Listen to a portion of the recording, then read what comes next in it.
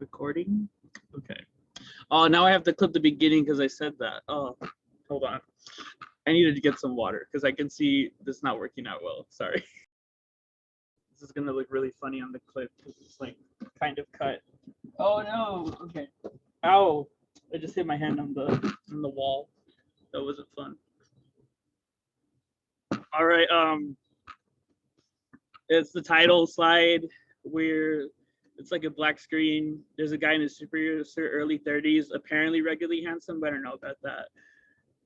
He's built like a fire truck, and he's trying to put a microphone on, and it's a documentary. Yeah.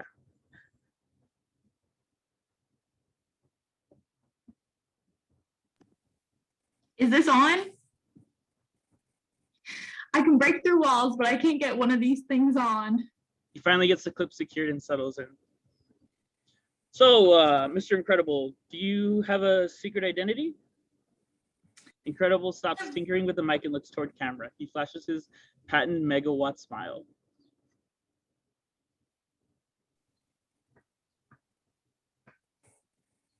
Every superhero has a secret identity. I don't know a single one who doesn't. Who wants the pressure of being super all the time? Title card. Walt Disney Picture presents resume documentary. Another striking masked superhero, a woman this time. A title identifies her as Elastigirl. Oh, sorry. So striking. Of course, I have a secret identity. Who want to go shopping as Elastigirl? You know what I mean? A Pixar animation film. Another superhero shows up in the documentary. His name is Frozen. Super ladies will always tell you their secret identity. They think it'll strengthen the relationship or something. I say, girl, I don't want to know about your mild manner, alter ego, anything like that. You tell me you're super, mega, ultra, lightning, babe. That's all right with me. I'm good. I'm good.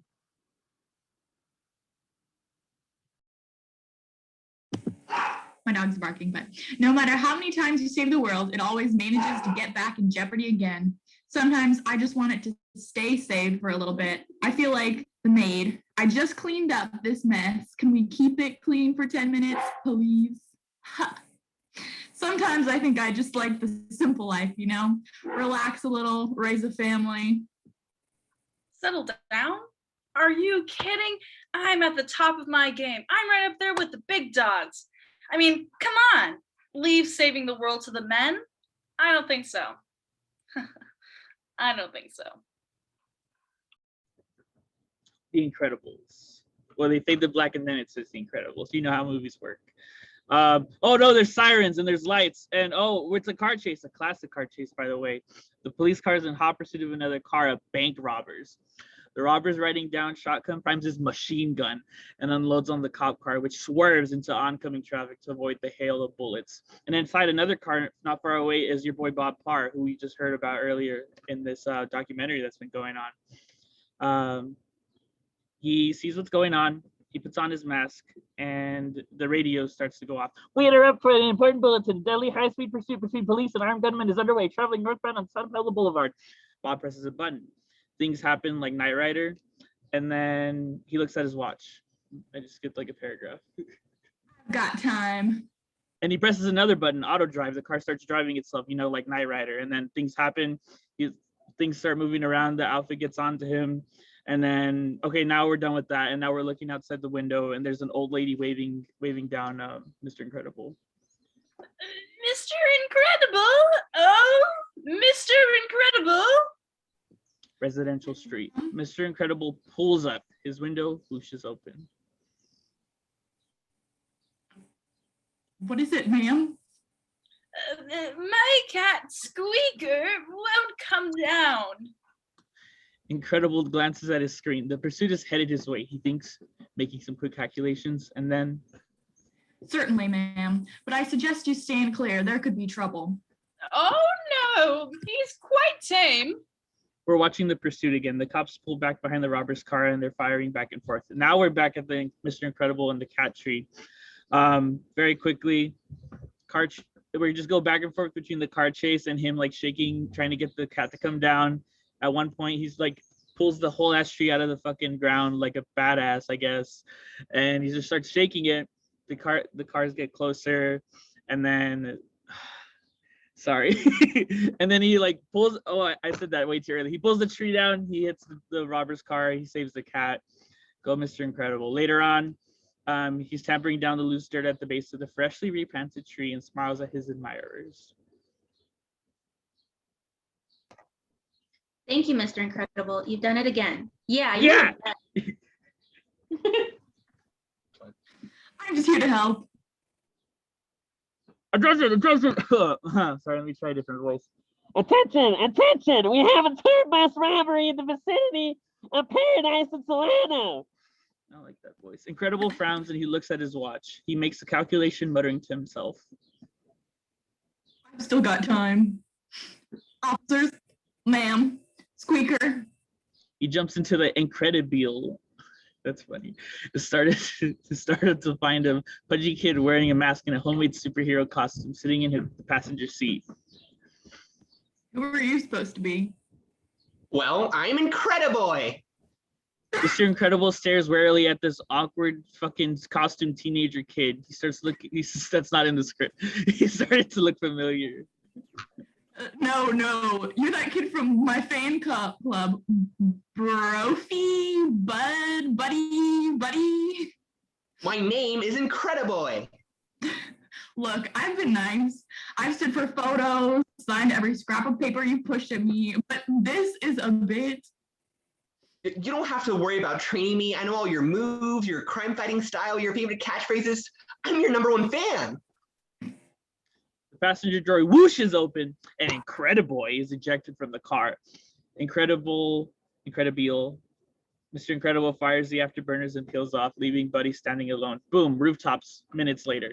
A trail of stolen goods scattered across the rooftop leads us to a thief. He mutters to himself as he roots through a stolen purse, disregarding some items. That's disgusting. Stuffing others into his pockets. The shadow looms on the wall behind him. You know. The snatcher looks up. Incredible grins. You can tell a lot about a woman by the contents of her purse, but maybe that's not what you had in mind. Mr. Incredible closes in on him. The snatcher drops the purse, pulls a gun. An arm suddenly stretches into frame and delivers a right cross to the snatcher's jaw, knocking him out cold. Incredible looks up and sees a dazzling masked woman in an equally dazzling suit. She smiles. Elastigirl. Mr. Incredible. Elastigirl moves to the snatcher, begins to pick him up. It's all right. I've got him. Sure, you've got him. I just took him out for you. Sure, you took him out. His attention was on me. A fact I exploited in order to do my job. My job, you mean? A simple thank you will suffice. Thanks, but I don't need any help. Elastigirl assesses him, slowly moves closer. Whatever happened to ladies first? Whatever happened to equal treatment? Hey, look, the lady got to me first. Elastigirl cold cocks hit the crook with one stretched punch. They should have wrote that differently. We could share, you know. I work alone. Elastigirl smiles, moves very close to Mr. Incredible. Well, I think you need to be more. In one fluid motion, she loops around his body, suddenly behind him, and before he can turn, back in front again. Flexible. You doing anything later? I have a previous engagement. She makes a little stutter step to the edge of the roof and jumps, flips, loops, and stretches across the rooftops like a liquid cat, disappearing into the center. Like a liquid cat. Mr. Incredible lets out a low whistle. That is a woman. Moments later, Incredible handcuffs the purse snatcher to a pipe. Now you just stay right here. They'll usually pick up the garbage in an hour. Hey, Incredible. Mr. Incredible turns. A helicopter sweeps past, machine guns blazing back towards its pursuer. Frozone swoops down, hot on its tail, surfing a sheet of ice that materializes in his path. Frozone! Frozone leaps, grabbing onto one of the chopper's skids. Shouldn't you be getting ready? Mr. Incredible frowns, glancing at his watch. He yells at the retreating copter. Hey, I've still got time. Off screen, a woman screams, "He's going to jump!" And I yelled that. Mr. Incredible runs to the edge of the building and looks down. A large crowd is gathered on the streets below. Oh, I hope no one thinks someone's gonna jump now because I yelled that really fucking loud. Okay. I was just kidding. Then Incredible quickly gauges distance and then dives off to the edge, making a spectacular leap high above the street and tackles the jumper in midair. They crash through an enormous window on the far side, inside the big building lobby area, and then tumble to the floor in the shower of glass and safe. My collarbone. I think you broke it. With counseling, I think you'll come to forgive me. Wait a minute. Mr. Incredible slides the jumper over to a desk and okay, so a bomb shows up, the bomb explodes, boom. Hallways filled with smoke and debris, a silhouette emerges, a vault door is embedded into the wall opposite of the hole. It moves, and then we see a mime and he growls.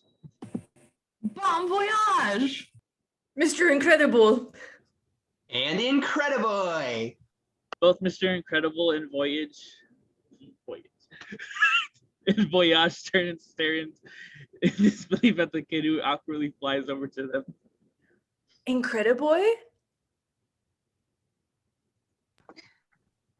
Aren't you curious how I got around here so fast? See, I have these rocket boots. They're made from... Go home, buddy. Now. Little oaf. Can we talk? You always tell people be true to yourself, but you never say which part of yourself to be true to. Well, I finally figured out who I am, and I'm your ward, Incrediboy. Well, now you've officially carried it too far, buddy. There's an ugly flash in Buddy's eyes. It's because I don't have powers, isn't it? Not every hero has powers, you know? You can be super without them. I invented these. I can fly. Can you fly? Fly home, buddy. I work alone. Yes, and your outfit is ridiculous. Just give me one chance. I'll show you. I'll go get the police. As Buddy jogs to the shattered window, Mr. Incredible sees that Voyage has clipped a small bomb onto Buddy's cape. Buddy, don't. It'll only take a second, really. No, stop. There's a bomb. He grabs Buddy's cape just as Incrediboy takes off, taking Mr. Incredible with him. Above, Municipal moving night. Mr. Incredible and the boy rocket wildly out of control, spraying sparks in every direction. Mr. Incredible was grabbing at the cape desperately for the bomb. Let go, you're wrecking my flight pattern. Let go of my cape, you're gonna rip it. Mr. Incredible finally finds the bomb, he flings it off. Bomb explodes on a train track. Oh no, and there's a train coming. Oh, now he's gotta stop the train. That's crazy, there's so much going on right now. So he's like, okay, I guess I gotta stop this train. So he figures out a way to stop the train, and it's by just standing there. And he just takes on the full impact of the train because that's what big muscle do, I guess. And then it doesn't fall down like you would expect it to. It kind of just like tampers off. So like we don't think anybody dies at this point. I mean, I don't really remember if somebody died or not. Anyways, police and paramedics arrive later on after that happened, and he hands Buddy over to the police. Take this one home and make sure his mom knows what he's been doing. I could help you, you're making a mistake. The cops shove this small child, like he's an adult man, into a police vehicle in the backseat of their car. The injured jumper, you sent paramedics? They've already picked him up. The blast in that building was caused by Bon Voyage, who I caught in the act of robbing the vault. We might be able to nab him if we set up a perimeter. You mean he got away? Well, yeah, Skippy here Incrediboy! made sure of that. You're not affiliated with me.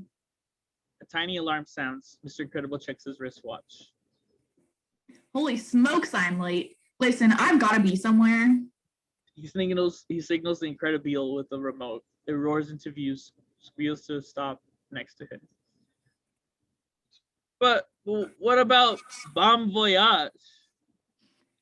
The other night, I go after him myself, but I've really got to go. Don't worry. We'll get him eventually. Vroom, vroom. Cops watch him drive away. Downtown Cathedral. Pulls up to the front. converts his supercar into a fucking sedan, and then he shows up in his tux, and he's trying to fix his tire. You're very late. Is the night still young? How do I look? His best man Lucius, aka Frozen, stops him before he. The mask. You still got the mask. Lucius Best reaches up and pulls off his Mr. Incredible mask. Bob takes a deep breath and pushes open the chapel doors. Showtime. We're in the chapel now. Bob, the groom, stands at the altar with his bride, Helen, who he quickly realizes also Elastigirl. What a twist. Robert Golden, do you take Helen Truax to be your lawfully wedded wife? Cutting it kind of close, don't you think? You need to be more flexible. I love you, but if we're gonna make this work, you gotta be more than Mr. Incredible. You know that, don't you? As long as you both shall live. I do. They kiss. A crowd of superheroes. I'm not the Reverend anymore. A crowd of superheroes cheer from the pews. As long as we both shall live, no matter what happens. We're superheroes. What could happen? Video footage. An anchorman reports from a news desk. A cheery on display of the visage of Mr. Incredible. Can somebody else take this one? In a stunning turn of events, a superhero is being sued for saving someone who apparently didn't want to be saved. The plaintiff, Oliver Sansweet, who was foiled in his attempted suicide by Mr. Incredible, has filed suit against the famed superhero in Superior Court. Film footage outside the courthouse. Sansweet's lawyer stands next to him on the crowded front steps and speaks to a cluster of reporters. Mr. Sansweet didn't ask. Oh, sorry. No, you're good. You're good. Mr. Mr. Sansweet did. Yeah, you go. Mr. Sansweet didn't ask to be saved. Mr. Sansweet didn't want to be saved. And the injury received from Mr. Incredible's actions cost him daily pain. I'm sorry. Threatening. I saved your life. You ruined my death. Listen, you little piece of. My client has no further comment at this time. Film footage shots of the train accident scene. 5 days later, another suit was filed by the victims of the L train accident. Film footage, shots of the courtroom filled with neck braced train wreck victims. The lawyers going through his paces, often gesturing towards a glowing Mr. Incredible. Incredible's court losses cost the government millions and opened the floodgates for dozens of similar lawsuits against superheroes the world over. Okay. We're just getting a whole bunch of like political shit about how expensive it is, and the superheroes break things all the time. Can someone be the congressman?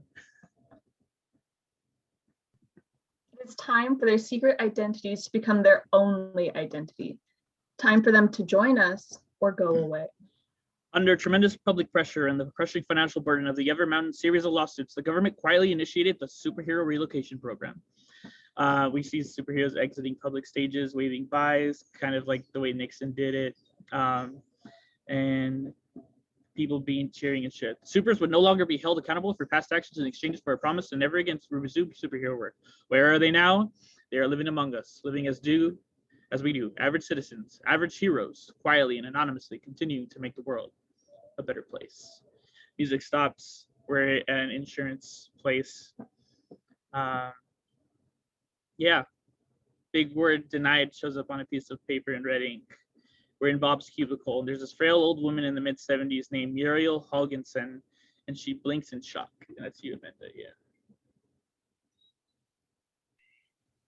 Denied? You're denying my claim? Her claims adjuster, Bob Parr, looks up. Oh, that's Mr. Incredible. Cool. 15 years later, it's none other than Mr. Incredible himself, now balding, 64 pounds heavier, specifically 64 pounds heavier, and dressed in how do you animate 60, sorry, in a too-tight white collar shirt. Haugensen sits across from him, bewildered and upset. I don't understand. I have full coverage. I'm sorry, Mrs. Hogginson, but our liability is spelled out in paragraph 17. I can't pay for this. Ringling. Excuse me, claims Bob Parr. Intercut, Helen inside the Parr home. Helen Parr chats amiably as she bathes her happy toddler Jack in the sink of their airy ranch-style kitchen. Her hairstyle has changed, her hips have widened, but we appreciate that. But motherhood has agreed with her, and little else has changed from her elastic growth days. A stack of empty moving boxes are stacked haphazardly near the door. I'm calling to celebrate a momentous occasion. We are officially moved in.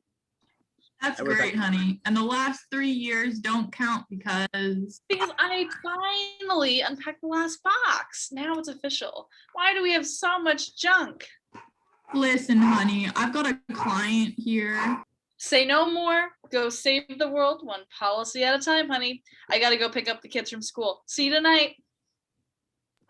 Bye, honey. Excuse me, where were we? Sorry, just the switch is a lot for me. I'm on a fixed income. If you can't help me, I don't know what I'll do. Okay, so there's 3 lines of narration, but all you need to know is Bob decides to help. All right, listen closely. I'd like to help you, but I can't. He hands her a pen and a pad of paper. He leans closer, his voice low.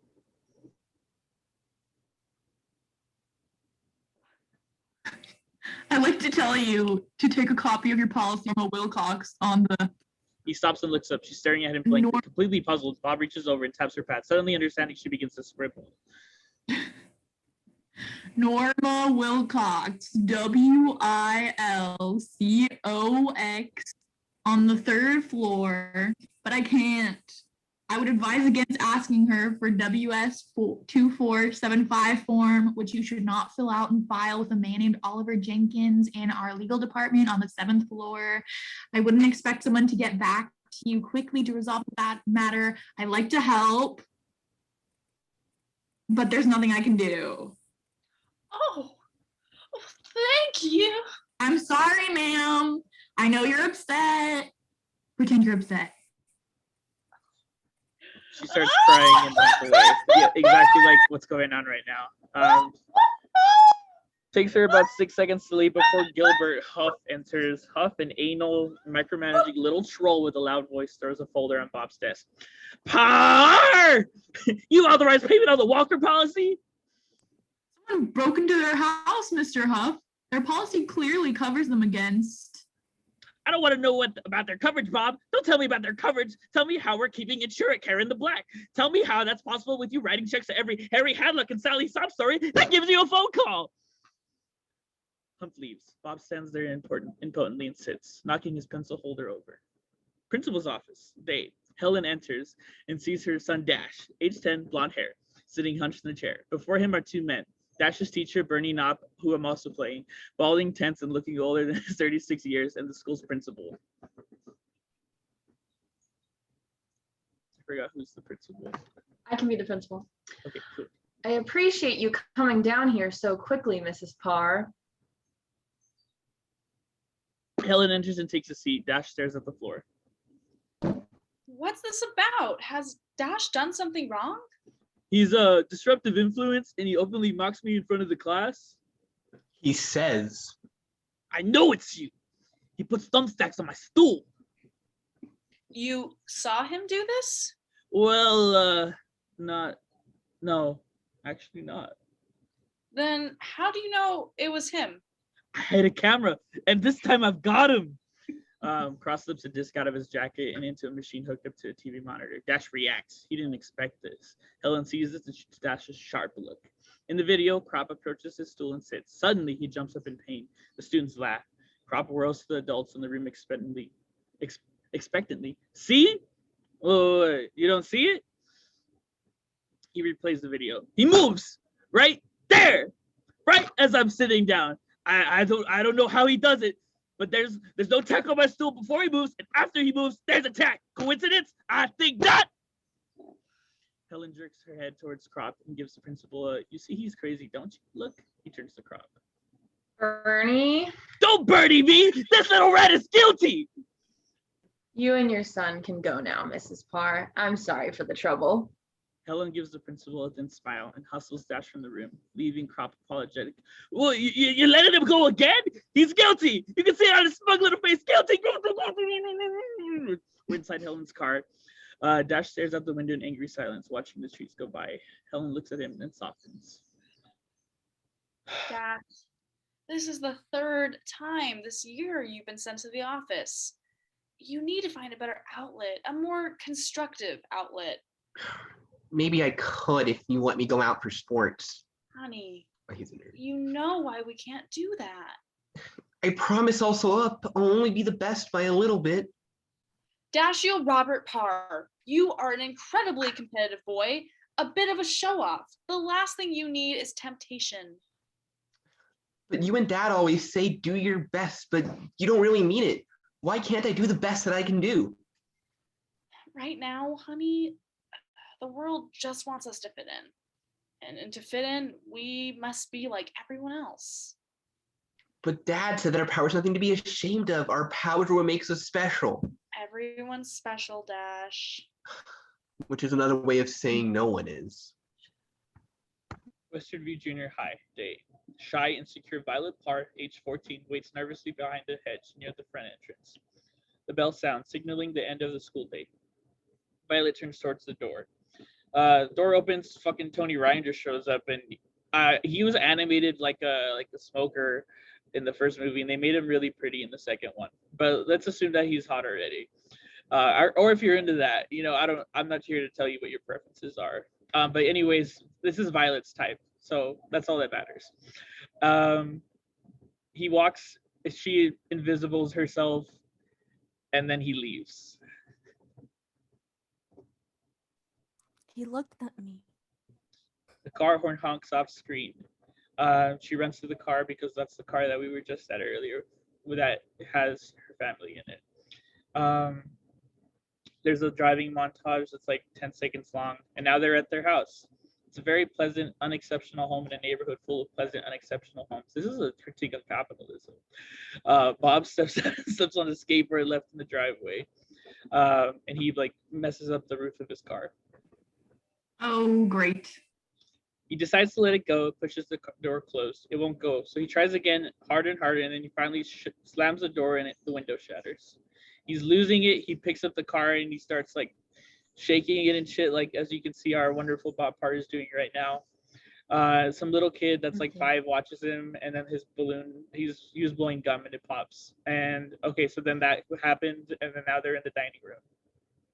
Yeah. Mom, you're making weird faces again. No, I'm not. No, I'm not. You make weird faces, honey. Do you have to read that at the table? Uh-huh. Yeah. Smaller bites, Dash. Bob, could you help the carnivore cut his meat? Dash, do you have something you want to tell your father about school? Well, we dissected a frog. Dash, you got sent to the office again. Good. No, Bob, that's bad. What? Dash got sent to the office again. What for? Nothing. He put a tack on the teacher's chair during class. Nobody saw me. You could barely see it on the tape. They caught you on tape and you still got away with it? Whoa, you must have been booking. How fast do you think you were? Bob, we are not encouraging this. I'm not encouraging. I'm just asking how fast he was. Honey! Crack. Plate's broken. Oh, great.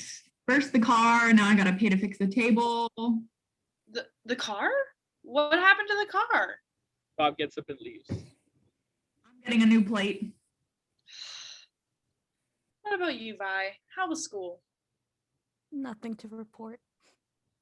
You've hardly touched your food. I'm not hungry for meatloaf.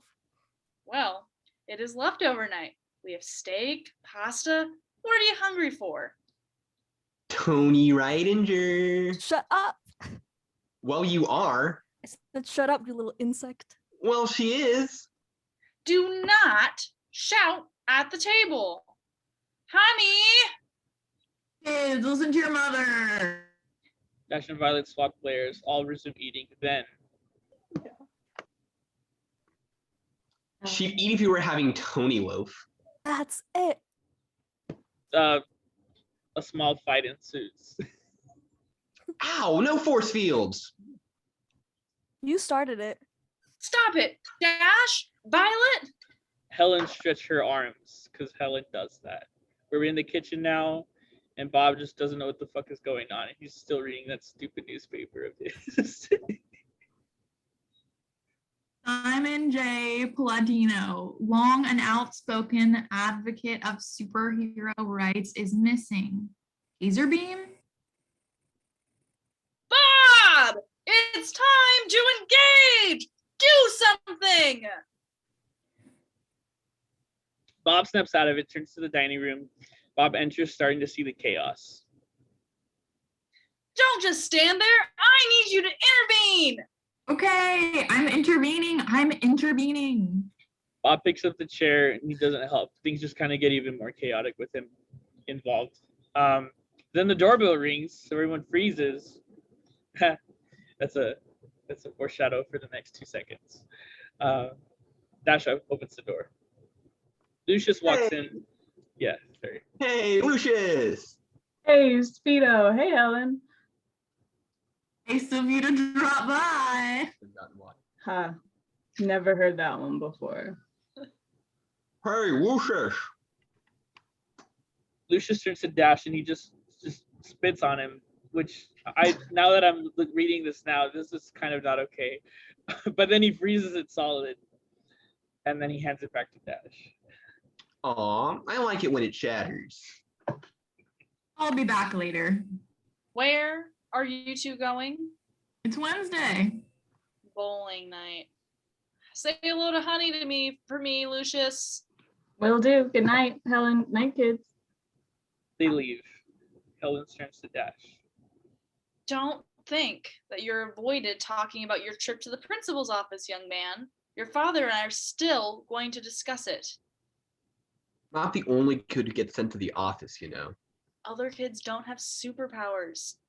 Now, it's perfectly normal for you to feel... Normal? What do you know about normal? What does anyone in our family know about normal? The only normal one is Jack. Now, wait a minute, young lady. We act normal. I want to be normal. The only one's normal is Jack Dad, and he's not even toilet trained. Jack makes a really abrupt noise. That's like baby like. That was perfect.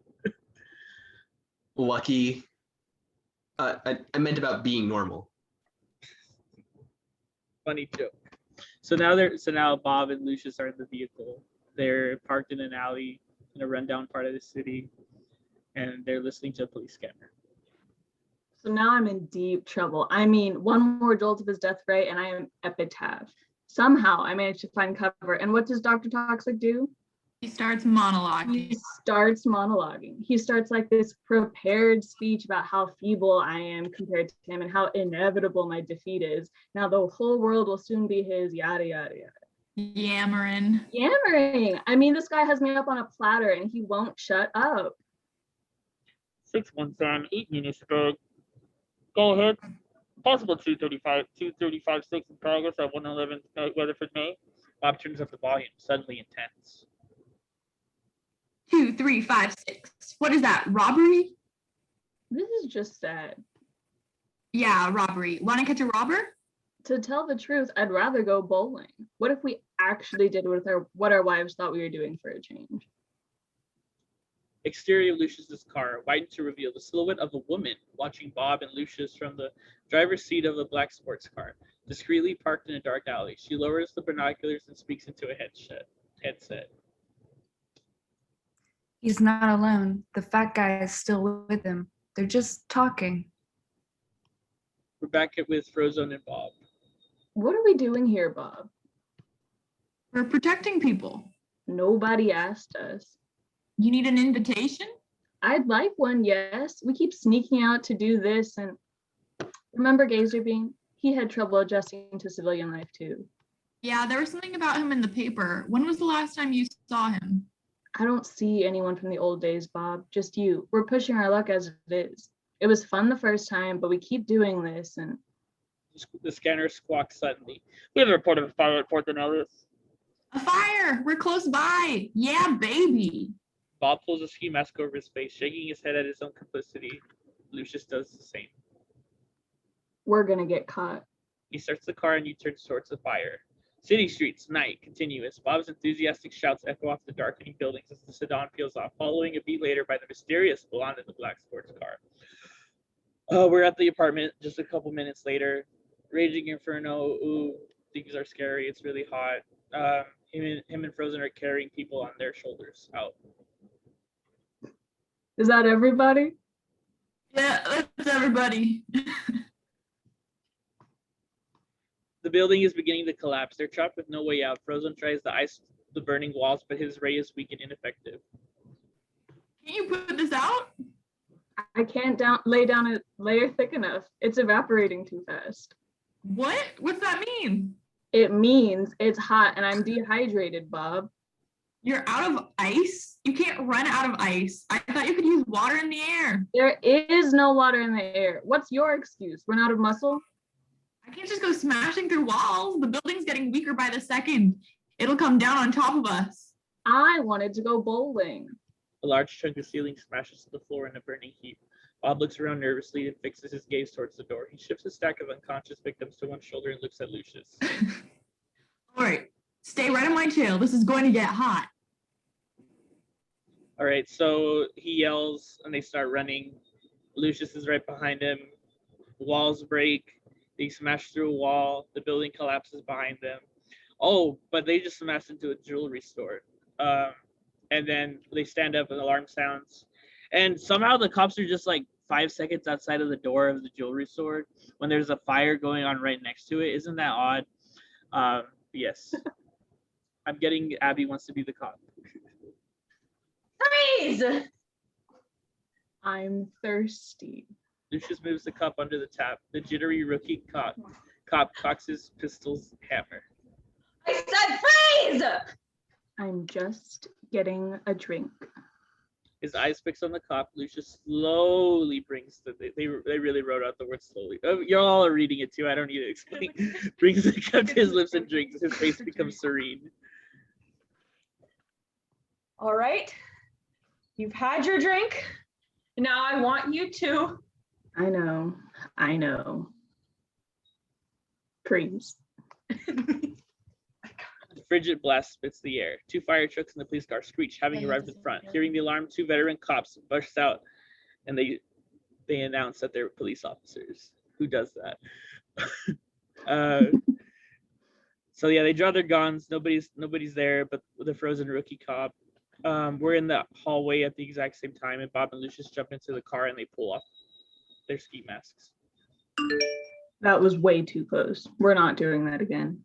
They drive out of frame, revealing the black sports car that we saw earlier. And I need a burp, sorry. She watches them drive away. Verify you want to switch targets? Over. Trust me, this is the one he's been looking for. Living room at night. Bob quietly enters the kitchen. He's humming, and then the light turns on. You said you'd be back by 11. Oh, the lights are on now. He turns them on. I said I'd be back later. I assumed you'd be back later. If you came back at all, you'd be back later. Well, I'm back, okay? Bob tries to leave, but Helen's left arm stretches and stops him. Catching up with her. Yeah, that's it. Is this rubble? It was just a little workout, just to stay loose. You know how I feel about that, Bob. Darn you! We just got settled. We can't blow cover again. The building was coming down anyway. What? You knocked down a building? It was on fire, structurally unsound. It was coming down anyway. Tell me it's not the police scanner again. I performed a public service. You act like that's a bad thing. It is a bad thing, Bob. Uprooting our family again because you had to relive the glory days is a very bad thing. Hey, reliving the glory days is better than acting like they didn't happen. Yes, they happened. But this, our family, is what's happening now, Bob. And you are missing this. I can't believe you don't want to go to your own son's graduation. It's not a graduation. He's moving from the 4th grade to the 5th. It's a ceremony. It's psychotic. They keep creating new ways to celebrate mediocrity, but if someone is genuinely exceptional, they shut him down because they don't want everybody else to feel bad. This is not about you, Bob. This is about Dash. You want to help Dash? Let him actually compete. Let him go out for sports. I will not be made the enemy here. You know why we can't do that. Because he'd be great. This is not about you. An abrupt breeze ripples the air, ruffling some loose papers on the coffee table. All right, Dash, I know you're listening. Come on out. You too, young lady. Dash and Violet come out of their hiding. It's okay, kids. We're just having a discussion. Out discussion. But that's okay. What's important is that Mommy and I are always a team, always united against the forces of Pig-headedness. I was going to say evil or something. We're sorry we woke you. Everything's okay. Go back to bed. It's late. In fact, we should all be in bed. Bob frowns and turns away, following the kids towards the bedrooms. Next morning, we're at Bob's cubicle again. Bob sits at his tiny desk, and he's just depressed because 9 to 5, you know. The intercom beeps. Bob glares at it and then hits answer. Mr. Hump wants you in his office. Now? Now. Oh, yeah, I'm supposed to talk. Bob releases the intercom button. Mirage looks around Bob's cramped cubicle, her gaze falling to the open briefcase on his desk. We're inside Hump's I keep calling him Hump, and I'm pretty sure that's wrong. We're inside Homie's office. Marginally bigger than Bob's office, with a coveted window to the outside world. Very clean. And sit down, Bob. I'm not happy, Bob. Not happy. Ask me why. Okay, why? Why what? Be specific, Bob. Why are you unhappy? Your customers make me unhappy. You've gotten complaints? Oh, complaints I can handle. What I can't handle is your customers' inexplicable knowledge of InsureCare's inner workings. They're experts, Bob, exploiting every loophole, dodging every obstacle. They're penetrating the bureaucracy. Did I do something illegal? No. Are you saying we shouldn't help our customers? The law requires that I answer no. We're supposed to help people. We're supposed to help our people, starting with our stockholders, Bob. Who's helping them out, huh? You know, Bob, a company is like an enormous clock. Yes, precisely. It only works if all the little cogs mesh together. Bob's attention returns to the window. There's somebody getting attacked outside. Now, a clock needs to be clean, well lubricated, wound tight. The best clocks have dual movements, cogs that fit, that cooperate by design. I'm being metaphorical, Bob. You know what I mean by cooperative cogs, Bob? He's watching Bob gaze out the window, and then on the street, there's a larger man that's beating a smaller man with a mace. He crumples to the sidewalk, and then he tries to get Bob's attention again. Look at me when I'm talking to you, Par. That man out there, he needs help. Do not change the subject, Bob. We're discussing your attitude. But he's getting mugged. Well, let's hope we don't cover him. I'll be right back. Stop right now, or you're fired. Bob hesitates, his hand on the knob of the open door, fighting back the very core of his being. He narrows his eyes and speaks softly. Close the door. Bob closes the door. Get over here. Now. Bob resumes his position. Now we're looking from Bob's point of view, and the mugger pockets his plunder and runs off. He got away. Good thing, too. You were this close to losing your jit. Bob chokeholds him and just launches him through, like, I think, like 5 walls. He probably could have done 10, but that might have costed too much. And then we just see him in pain. Uh-oh. We're in the hospital a few hours later. We see Bob's boss just like completely encased in stuff.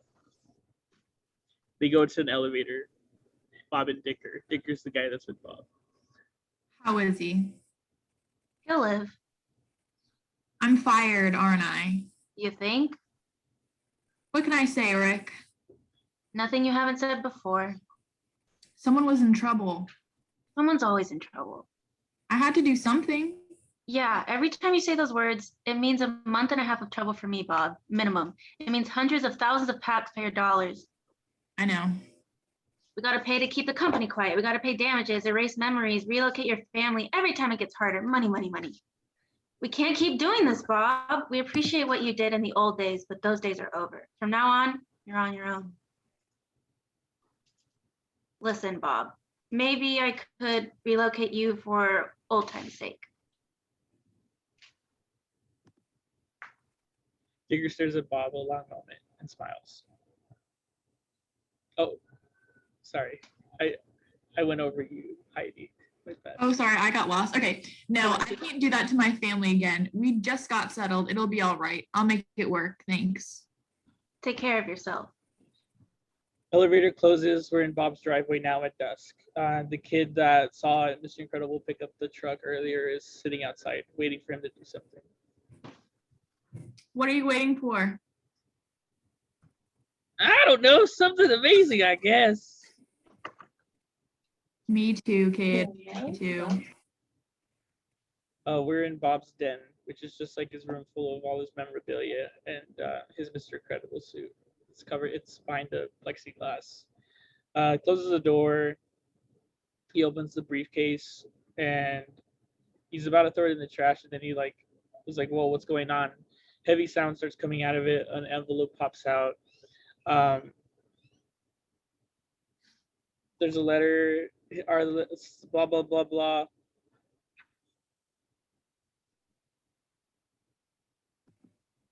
Hold still. Suddenly, the panel projects a red grid over Bob's face. We hear a robotic female voice. Match, Mr. Incredible. Bob drops the panel in surprise. It clatters to the desk. It does like a scan of the whole room. Room is secure. Commence message. The panel flickers. It's a video screen. An image appears. The beautiful platinum blonde woman who visited Bob's office earlier that day. Hello, Mr. Incredible. My name is Mirage. Yes, we know who you are. Rest assured, your secret is safe with us. Actually, we have something in common. According to the government, neither of us exist. Please pay attention as this message is classified and it will not be repeated. Bob moves closer. I represent a top secret division of the government designing and testing experimental technology, and we have a need for your unique abilities.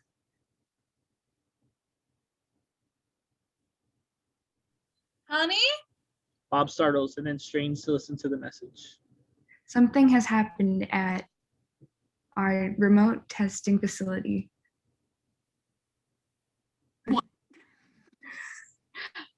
A highly experimental prototype has escaped our control, although it is contained in an isolated area. Bob grabs a pen and a scrap of paper and starts to scribble furiously. Scribble furiously, cursing the rummagers for a working pen, and finds one and begins to take notes. He threatens to cause incalculable damage to itself and to our facilities, jeopardizing Is someone there? $100,000 worth of equipment and research. The Only TV. someone I'm trying to watch. your unique abilities can contain Well, the robot stop which trying. It's time for dinner. out of its highly sensitive nature, the mission does not nor will it ever exist. If you accept, 1 minute. your payment will be equivalent to your current annual salary. Bob's jaws go slack. He scribbles a big $sign. Call the number on the screen. Voice matching will be used to ensure security. The supers aren't gone, Mr. Incredible. You're still here, and you can still do great things. Or you can listen to police scanners. Your choice. You have 24 hours to respond. Think about it. Bob finishes scribbling. His mind is going crazy. Music starts playing. And then this message will self-destruct. Bob's eyes fall up to the panel. Uh-oh. We hear a boom inside the house. Later on, we see, or like the stupid when water things come out of the sky. What did I just say? Sprinkler. I should have read that one. The ceiling sprinklers go off. And later on, they're drawing the inside of the house. You're one distracted guy.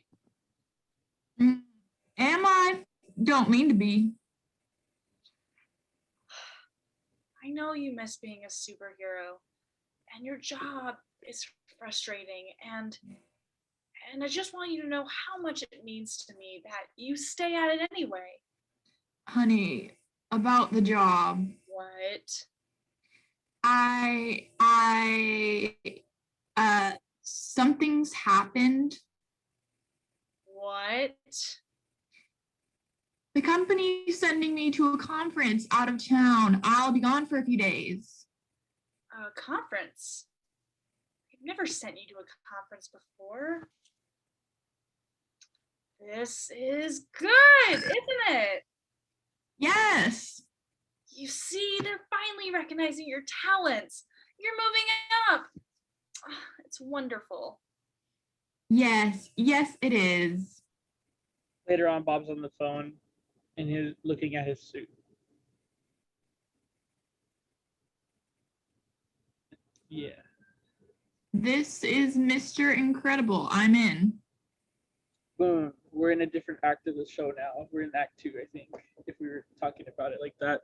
Okay, so there's a jet, right? And Bob's inside his old suit, which is a little too tight on him. Mirage is also on board, and she's debriefing him.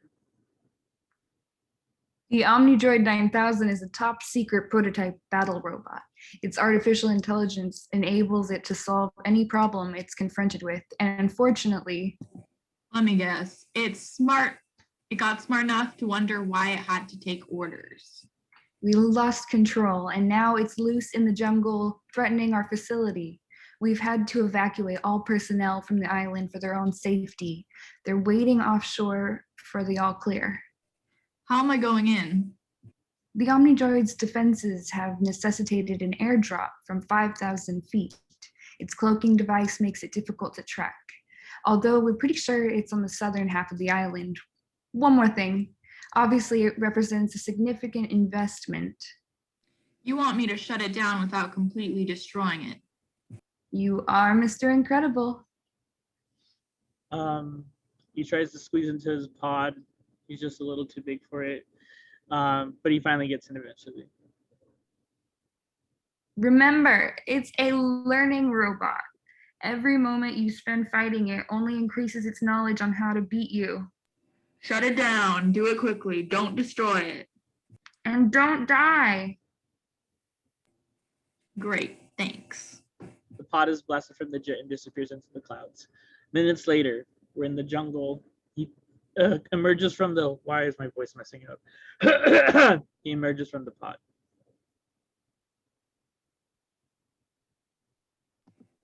Showtime. He jogs off into the jungle to track the robot. We see different things going on. He's looking at stuff. There's trees, there's forest, there's heavy breathing because he hasn't worked out in a while. So they're just kind of really hammering that he's just not prepared, or that he's like not in his prime anymore. I think that's what we're getting at. So he's walking more, and then we see some X's on the ground.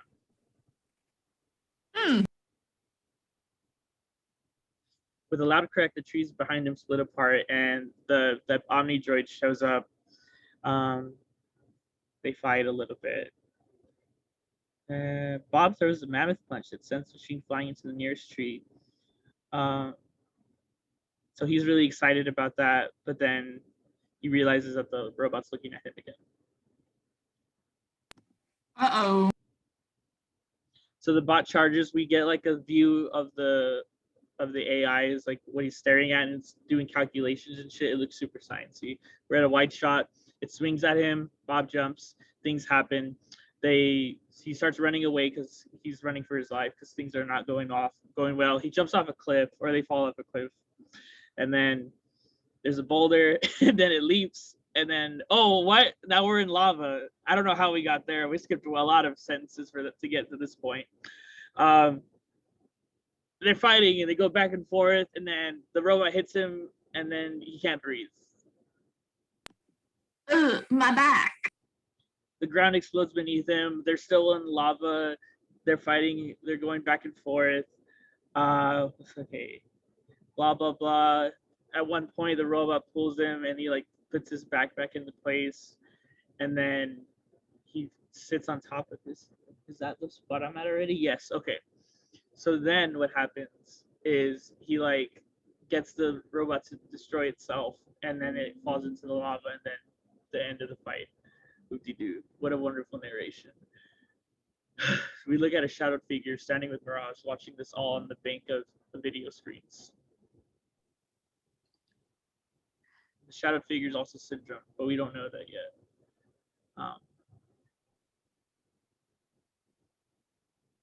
Surprising. We must bring him back, sound the all clear, and invite him to dinner. So we're at the dining hall early in the evening. Bob opens the door. He looks inside. There's just massive. It's just a really big place. We've all seen it. He's dressed really nice, but with his little mask on as well. And Mirage pushes open the dining hall doors, climbing out of the transpod, and Bob notices her and smiles. Am I overdressed? Actually, you look rather dashing. They're seated at a really big table that's equivalent to a really large lava fall. I take it our host is... I'm sorry, he's not able to dine with us tonight. He hopes you'll understand. Of course. I usually make it a point to know who I'm working for. He prefers a certain amount of anonymity. Surely you of all people understand that. I was just wondering, of all the places to settle down, why live with the volcano? He's attracted to power. So am I. It's a weakness we share. Seems a bit unstable. I prefer to think of it as misunderstood. Aren't we all? Volcanic soil is among the most fertile on Earth. Everything at the table was grown right here. How does it compare? Everything's delicious. Bob raises his glass. Mirage smiles and does likewise. So this is that wonderful montage. The title of the montage is Incredible again. Just kind of cute. So it's just a whole bunch of like Rocky-esque training montages, and then there's this really good jazzy song that's like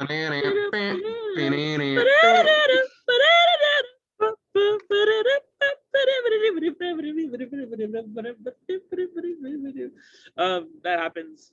And so he's in a new suit. Ooh, cool. Oh no, he's a new suit. He's in this tailored version of his Insuricare suit. I'm getting ahead of myself. And he looks at the torn Sparta on his Mr. Incredible super suit.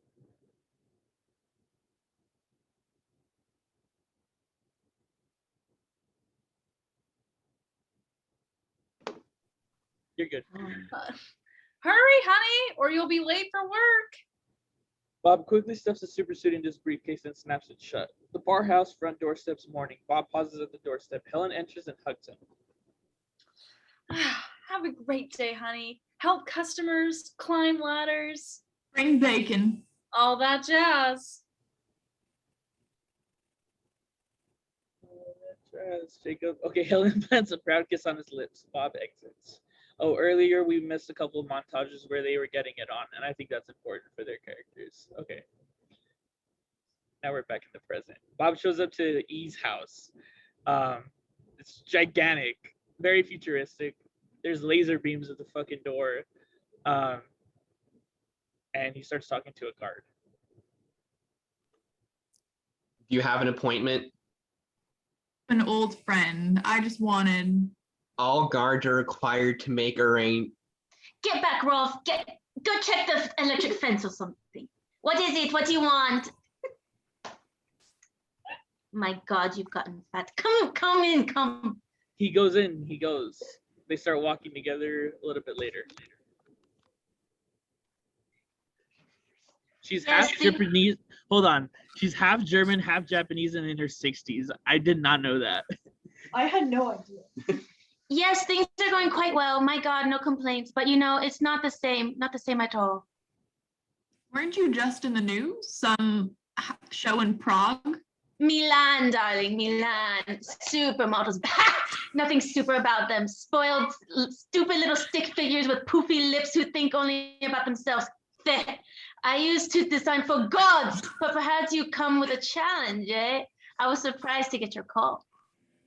Hey, I just need a patch job. Bob hands E his damaged suit. She examines it, frowning. This is mega mesh outmoded but very sturdy, and you've torn right through it. What have you been doing, Robert? Moonlighting hero work? Must have happened a long time ago. I see. This is a hobo suit. You can't be seen in this. I won't allow it. 15 years ago, maybe, but now? E drops the suit into a trash can. Bob retrieves it. What do you mean? You designed it. I never look back, darling. It distracts from the now. You need a new suit. That much is certain. A new suit? Where the hell would I get? You can't. It's impossible. I'm far too busy to ask me now before I again become sane. You want to make me a suit? You push too hard, darling, but I accept. It will be bold, dramatic, heroic. Yeah, something classic, like Dyna Guy. He had a great look. The cape, the boots. No capes! Isn't that my decision? Do you remember Thunderhead? Flashback of Thunderhead.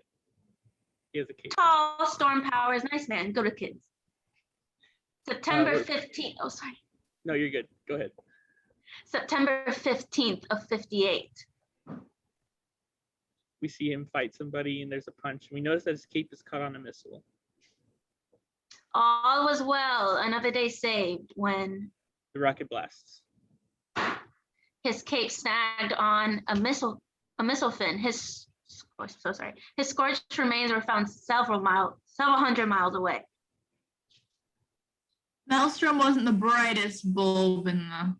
Slipstream, April 19th, 57. Cape got in a jet turbine. E, you can't generalize about these...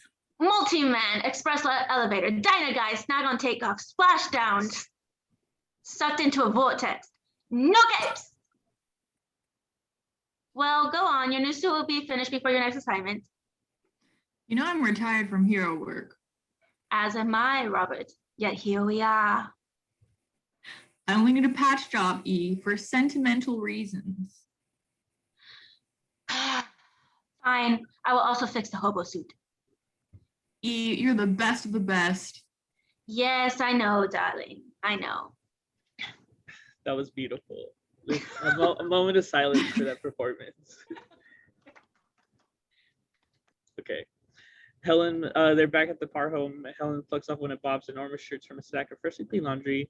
Blah, blah, blah. Mirage is on, a piece of Mirage's hair is on Bob's jacket. So Helen's like, oh shit, what the fuck is this? She answers the phone, and hesitantly when she picks up the phone because he's on the phone. Sorry. Don't answer it, honey. I got it. Helen frowns. There's something suspicious about Bob's eagerness. Bob picks up the phone in his den. Hello. We have a new assignment for you. Helen decides to pick up the phone and listen while putting her hand over the mouthpiece. How soon can you get there? I'll leave tomorrow morning. Helen's reacting. I understand. Goodbye. Bob hangs up the phone. And she's blocking the doorway. Sorry. What was that, honey? The office? Another conference. Short notice, but duty calls. Bob squeezes past her and exits. Helen stares into the den. Sus. They're in the garage. Bob is in his new sports car, engine purring. He belts himself in. Helen enters still in her robe. Bob? What is it, honey? There's a conflicting emotions on her face. Have a nice trip. Thanks, honey. Call you when I land.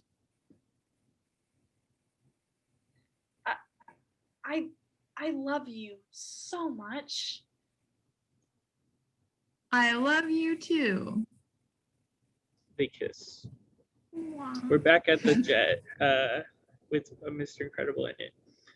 He's in this sweet, sick looking fucking super suit. Real fresh guy, real fresh fella now. He dips a prawn into some cocktail sauce. Whoa, what is this? This is like up the food chain. This is your automated captain speaking. Would you care for more mimosa? Don't mind if I do, thanks. You're welcome. Currently 78 degrees in Nomansian. Please fasten your seatbelts. We're beginning our descent. Over the island, they're descending. Oh, they start descending some more. And then they're underwater now. And oh, there's an underwater opening. This kind of looks like an evil lair, if you ask me. I don't know. I have seen enough movies to figure this one out. This whole like reveal is like coming from a mile away. Anyways, they're at the docking bay.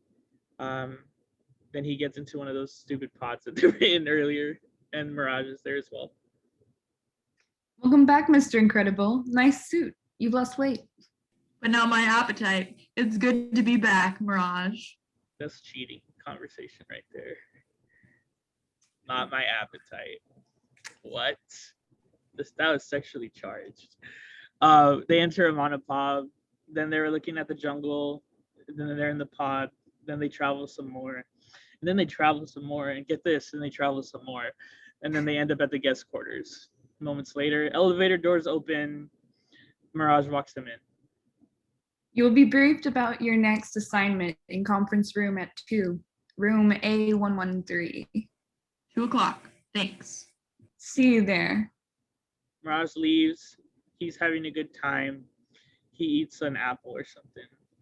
Yeah, it just says fresh fruit. But I kind of like apple because that's kind of like, like the whole biblical thing. I just think that's funny. Okay, so now we're at the Parr home and Helen's vacuuming. She gets close to Bob's den and then like the crinkle noises from the vacuum go off and she's like, oh, I have to fucking vacuum this stupid fucking den. So I'm using very animated language here. She sighs, she goes inside. She notices that the suit is kind of ripped and she sees how expertly it was mended. Edna. So we're at Hello? the kitchen. Yeah, sorry, go ahead. I'd like to speak to Edna. This is Edna. E? This is Helen. Helen who? Helen Parr. You know, Elastigirl. Darling, how are you? How divine to hear from you. Yes, it's been a while. Listen, there's only one person Bob would trust to patch his super suit, and that's you, E. Yes. Marvelous. Is it much better than those horrible pajamas he used to wear? They're all finished. When are you coming to see? Don't make me beg, darling. I won't do it, you know. Beg? No, I'm calling about the suit, Bob's suit. I'm calling about Bob's suit. You come in 1 hour, darling. I insist, okay? Okay, bye. All right, I really need to pee, so I'm gonna do this real quick. Oh no, actually no, I'm gonna hold it for this because this is a good scene.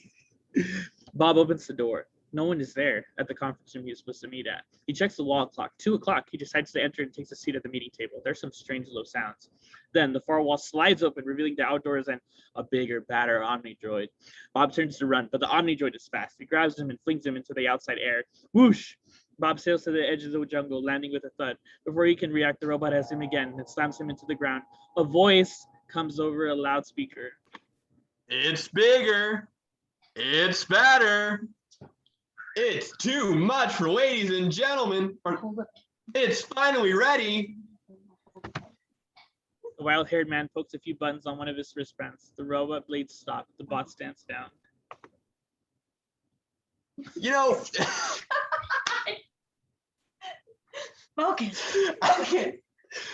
I went quite a few supers to get worthy to fight you, but man, it wasn't good enough.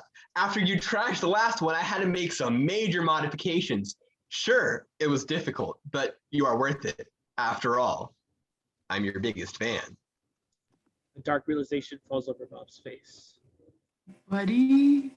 My name is not Buddy. He presses a button on one of his thick platinum bands around his wrist. Homeboy's got cash. The Omnidrive flings Bob again. And it's not incredible either. That ship has sailed. All I wanted was to help you. And what did you say to me? We go to a flashback of 15 years ago in the car. Go home, buddy. I work alone. Flashback into Buddy's room. It tore me apart, but you taught me an important lesson. You can't count on anyone, especially your heroes.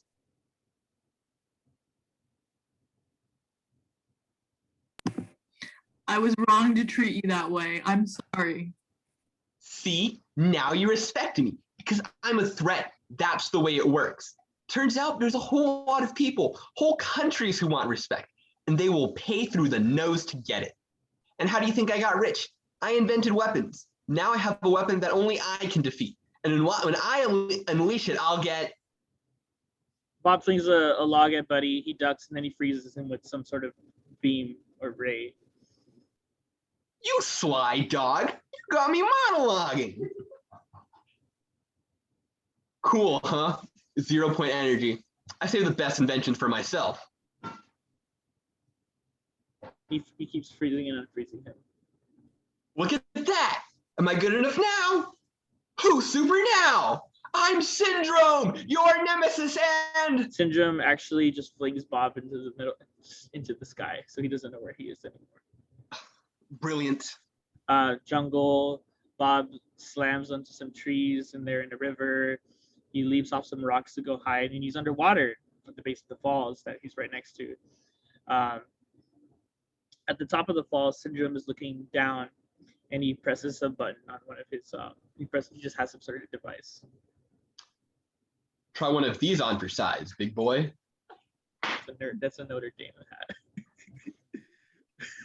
He drops the Notre Dame hat over the falls. Sorry, I had too much of this thing. Bob's eyes widen. I say that every week. You know, maybe I don't actually have a lot to drink, and I just like commentating. Underwater tunnel. There's a cave. Bob's running around, and he's trying to hide from the machine that's following him. And then he sees a skeleton with a superhero helmet on, and it's looking at something. Yeah. Gazer beam. We follow Bob's line of sight to see what's on the wall. Chronos. And then at this point, the scanner comes in and it's looking for him, and it tries to scan him, but he hides behind the skeleton, so he's good. We're back at the top of the falls. Syndrome's probe reemerges. Life readings negative. Mr. Incredible terminated. Syndrome bows his head in respect to his former idol. Oh, that was in the script. Dang. Okay, now we're at Edna's house, and if somebody else could narrate very quickly between things, because I really need to go pee. I got you. Cool, thank you. Good. Oh. This project has completely confiscated my life, darling. Consumed me as only hero work can. My best work, I must admit. Simple, elegant, yet bold. You will die. I did Robert's suit and it turned out so beautiful, I just had to continue. It's great to see you, but I have no idea what you're talking about. Yes, well, useless. Gobble, gobble, gobble. There's too much of it, darling. Too much. That is why I show you my work. That is why you are here. She turns to the wall and presses a bunch of buttons. There's like a code to her hand, like scans her eye, and then finally, the best part of the movie, a microphone comes out, Edna Mode. and then a ceiling panel opens and a gun points straight at Helen. And guess. The gun goes back and the ceiling of the wall opens, revealing Eve's lab. It's a super cool lab. There's a bunch of stuff. There's like, like things moving. It looks pretty cool. The giant glass wall and 2 chairs. Motions for Helen to sit down with her. Come sit. Cream and sugar? Helen shakes her head. She's a bit scared, but E pours her coffee anyway. I started with the baby. Started? Shh, darling, shh. Behind the glass wall, a panel opens. A baby mannequin in a red suit. It's the same suit as everyone else's. Comes out and it starts moving from one side to the other. I cut a little roomy for free movement. The fabric is comfortable for sensitive skin. The room explodes into flames, and Helen jumps back. And can also withstand a temperature of over 100,000 degrees.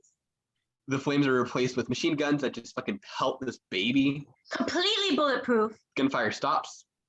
And machine washable, darling. That's a new feature. What in heaven's name do you think the baby will be doing? Well, I'm sure I don't know, darling. Luck favors the prepared. I didn't know the baby's powers, so I covered the basics. Jack doesn't have any powers. No? Well, he'll look fabulous anyway. Baby suit exits one end, Dash's suit comes in on the other end, and it's smoking really fast. Like it's running really fast. Your boy's suit I designed to withstand enormous friction without heating up or wearing out, a useful feature. Dash's suit leaves, and Violet's suit comes in. Your daughter's suit was tricky, but I finally created a sturdy material that will disappear completely as she does. That one leaves, and Helen's suit comes in.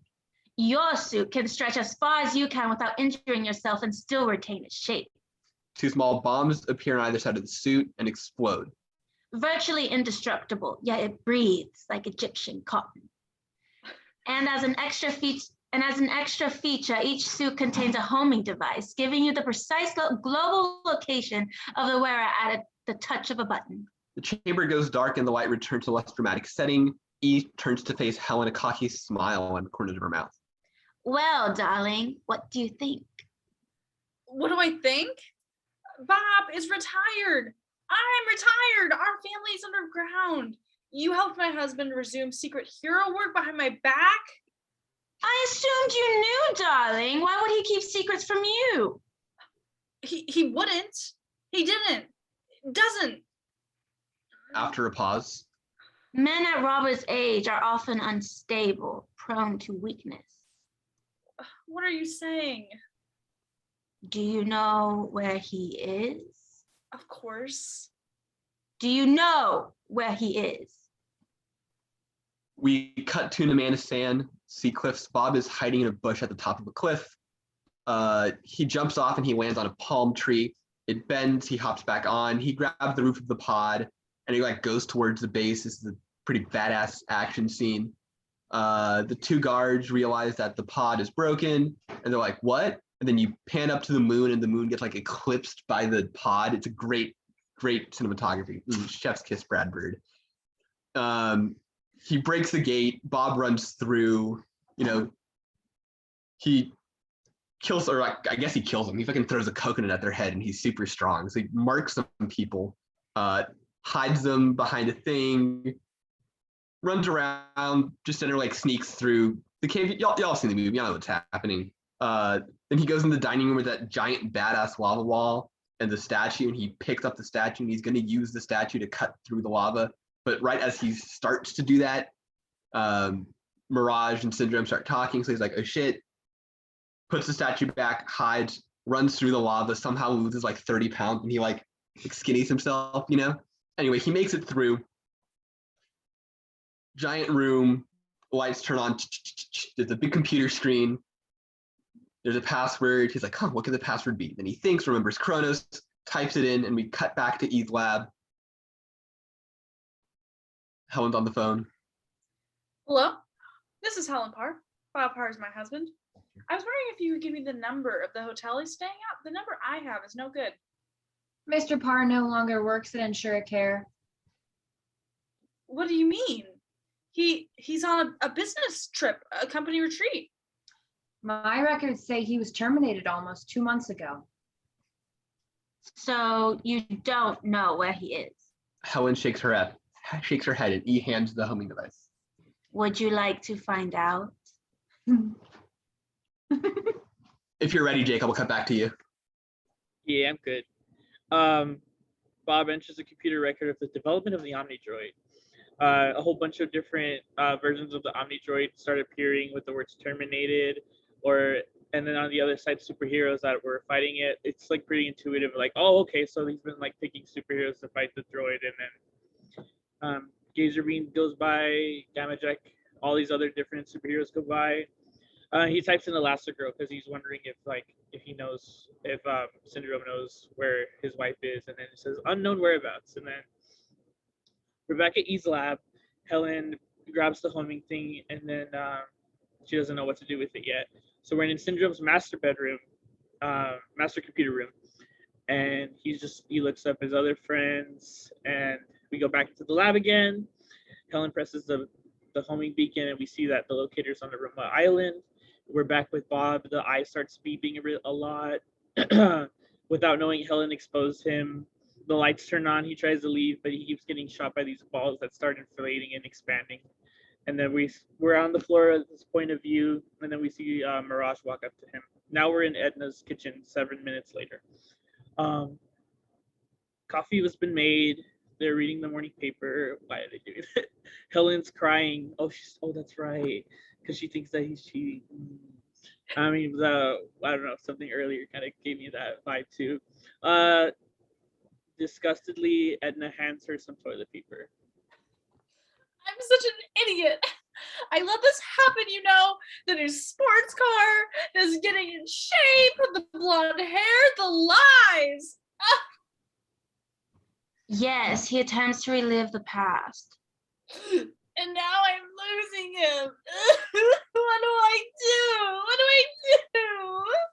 What are you talking about? He suddenly leaps onto the table. She whacks Helen with the rolled up newspaper. You are Elastigirl, my God! Pull yourself together! What will you do? This is a question. You will show him you remember that he is Mr. Incredible, and you will remind him of who you are. Well, you know where he is. Go! Confront the problem! Fight! Win! And call me when you get back, darling. I enjoy our visits. Inside the powerhouse hallway later on. Readying to leave, Helen talks to Violet as they walk towards Helen's bedroom. There's lots of leftovers you can reheat. Make sure Dash does his homework and both of you get to bed on time. I should be back tonight late. You can be in charge that long, can't you? Yeah, but why am I in charge again? Nothing, just a little trouble with Daddy. You mean Dad's in trouble, or Dad is the trouble? I mean, either he's in trouble or he's going to be.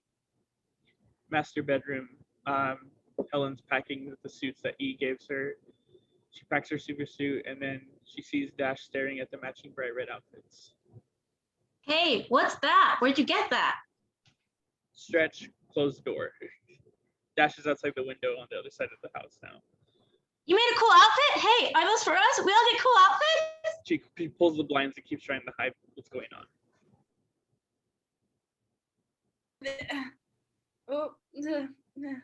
Wait up. Wait, Dash, you come back this moment. Phone rings. Picks it up. Hey, Snug, thanks for being back. Listen, I know this is short notice, but Violet has entered. She stares at the suits on the beds. What are these? Dash zip-backs in, fully dressed in his suit. Look, I'm the Dash. The Dash likes. Helen tries to zip up her bag and return Violet's suit to the closet. Blah, blah, blah. Then Helen starts talking. Just a moment. Take that off before someone sees you. But you're packing one just Please, like it. honey, Are you hiding I'm on the phone. Dash. Mom? Dash whips the suit from Helen, offers it to Violet. This is yours. It's specially made. What's going on? Helen pushes both children out of the hall and slams the door. Violet looks at the suit and then at Dash. What makes you think it's special? I don't know. Why'd Mom try to hide it? Dash runs off. Whenever Violet touches the suit, it vanishes. So she's like, yo, that's crazy. We're back with Helen on the phone. Snug, I'm calling in a solid you owe me. Snug's office is at the airport. About time. What's it been, 15 years? I was starting to get comfortable. What do you need? A jet. What can you get that's fast? Snug looks out this window. Let me think. All right, we're above the clouds again. This is the third time we're above the clouds, but this time it's not the jet that we were looking at earlier. This is a different jet. Inside the jet's cockpit, Helen is piloting and she's speaking to the headset. Island approach, India Golf 99er, checking in, VFR on top, over. No response. Helen checks the instruments, confirms her course. She tries again. Island Tower, this is India Golf 99er requesting vectors to the initial, over. Huh? An old sensation begins to creep into Helen's thoughts. Danger. She grabs her duffel bag and zips it open, exposing the super suit E made for her. She stares at it. Easy, girl. You're overreacting. Everything's fine. They're just all getting coffee at the same time. Helen mulls the explanation and decides it's ridiculous. She flips the switch, putting the jet on autopilot, grabs her suit, and goes into the laboratory. We're back in the jail cell where Bob is currently at. He's awoken, and he's bound by huge metal restraints, and he's floating. And Syndrome approaches him. You, sir, are truly Mr. Incredible. You know, I was right to idolize you. I always knew you were tough, but tricking the pro by hiding under the bones of another super, oh man, I'm still geeking out. And then you had to go and just ruin the ride. I mean, Mr. Incredible calling for help. Help me, lame. All right, who did you contact? That was so good. Bob stares at Syndrome. Contact? What are you talking about?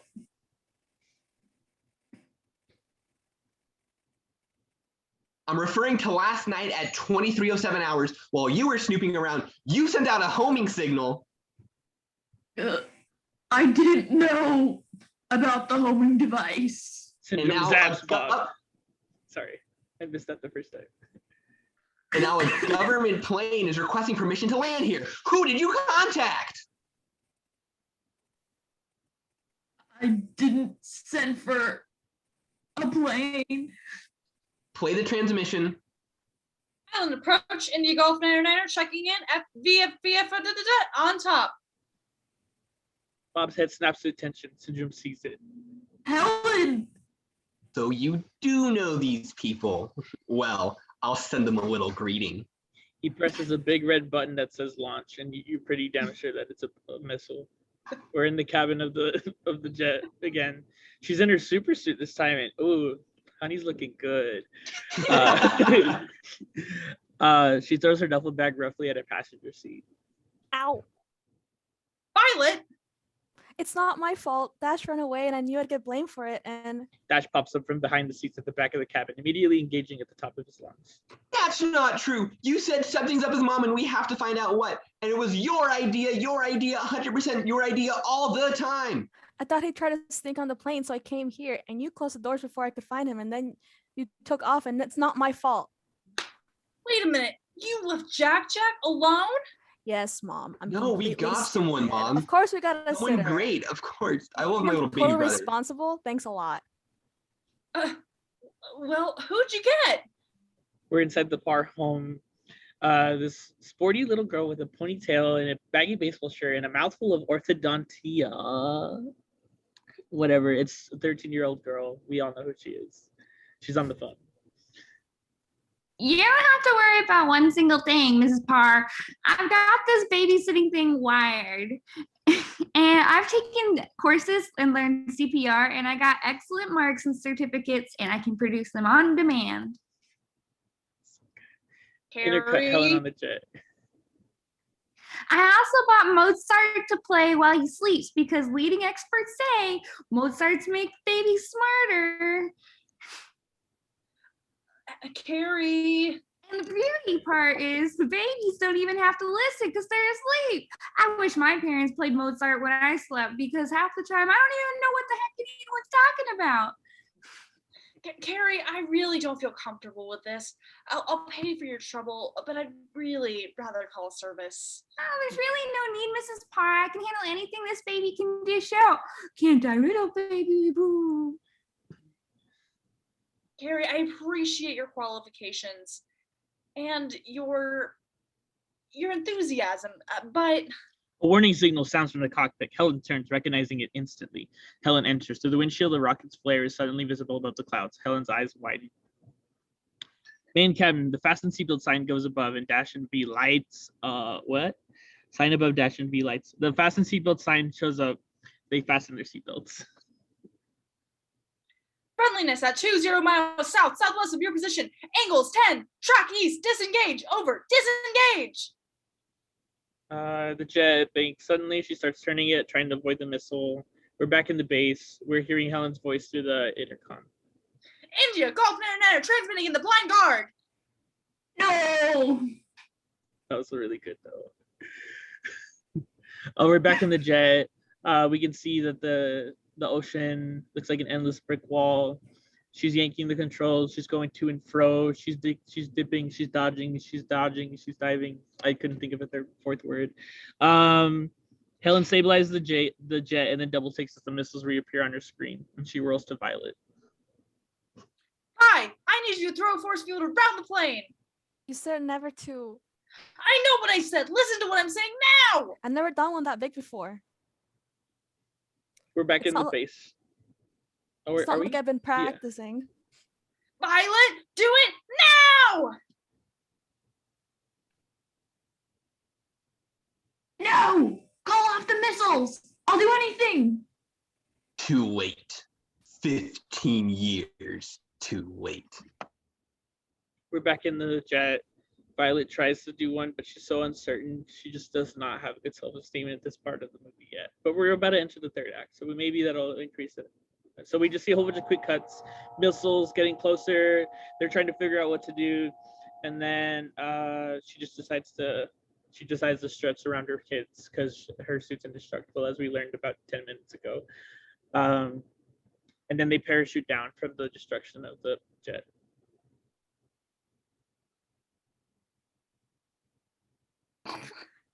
Okay. Sorry. Brace yourselves.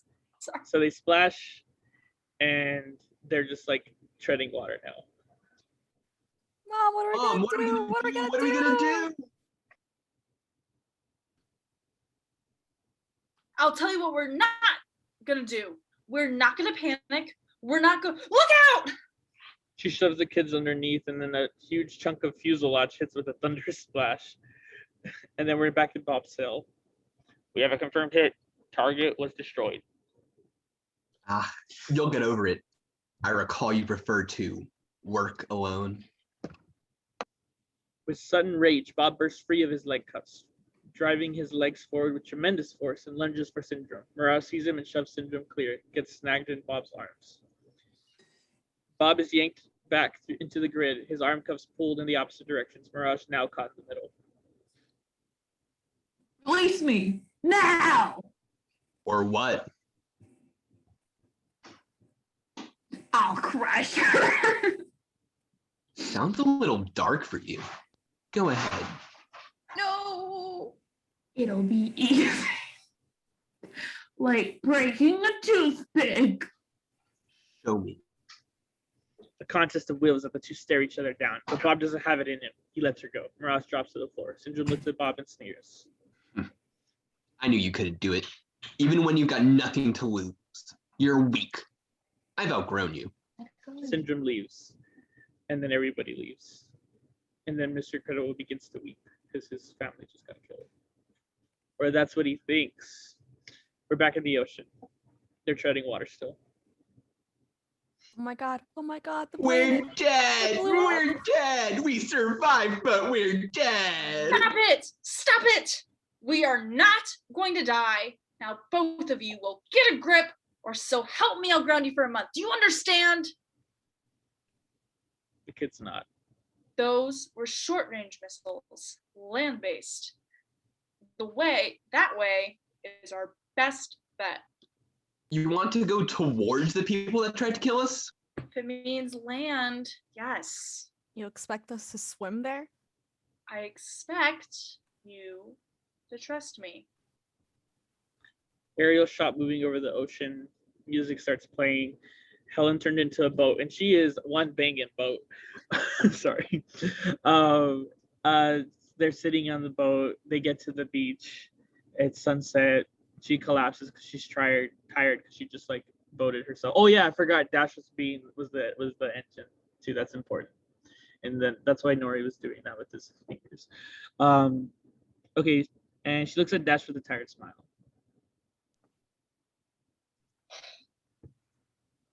What a trooper.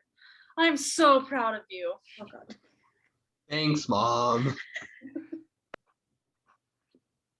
Oh, inside the cave, Helen and the kids huddle around a fire, silent and somber. Helen finally breaks the silence. I think your father is in trouble. If you haven't noticed, Mom, we're not doing so hot either. I'm gonna look for him. That means you're in charge until I get back, Violet. What? You heard her. Helen reaches into the battered duffel and removes 3 masks. She puts, just how you put the shades on. She puts one on and hands the other 2 to her kids. Put these on. Your identity is your most valuable possession. Protect it. If anything goes wrong, use your powers. But you said we should never. I know what I said. Helen regrets her outbursts at once. She takes a deep breath, composes herself, and looks at her kids. Remember, the bad guys on those shows we used to watch on Saturday morning? Well, these guys are not like those guys. They will not exercise restraint because you're children. They will kill you if they get the chance. Do not give them the chance. Vi, I'm counting on you. Mom, I'm counting on you. Be strong. Dash, if anything goes wrong, I want you to run as fast as you can. As fast as I can? As fast as you can. Stay hidden. Keep each other safe. I'll be back by morning. Helen gives them a long hug and turns to exit the cave. Violet looks tortured, kind of like Jasper does in Twilight. Runs after her, stops her at the entrance. Tears well up in Violet's eyes. Mom, what happened on the plane when you asked me to? I wanted to. I'm sorry. Helen places a finger over Vi's lips, putting her gaze and speaks in a warm, sure tone. Shh. It isn't your fault. It wasn't fair for me to suddenly ask so much of you. Things are different now. And doubt is a luxury we can't afford anymore, sweetie. You have more power than you realize. Don't think and don't worry. If the time comes, you'll know what to do. It's in your blood. She gives her a firm nod, and Violet finally puts her mask on. So we're in Syndrome's base, launch observation center, and they're talking at the center of the volcano. Mirage and Syndrome. He's not weak, you know. Mirage is seated at one of the consoles. Sorry, go ahead. Oh, valuing life is not weakness. Hey, if you're talking about what happened in the containment unit, I had everything completely under control. And disregarding it is not strength. I called his bluff, sweetheart. That's all. I knew he wouldn't actually have it in him to. Next time you gamble, bet your own life. She leaves. We're back in the jungle. Helen's doing the whole secret superhero thing that we see all the time when they're hiding. She's going through, she's on top of a pod, or she jumps on a pod. She's like traveling. She slips off of the pod, hover jets fly by. It's really dark. She goes into it, whoosh. She's into another tunnel. She stretches her torso out. As she does that, she peeks out of the tunnel, looks out at the heavily guarded launch pad.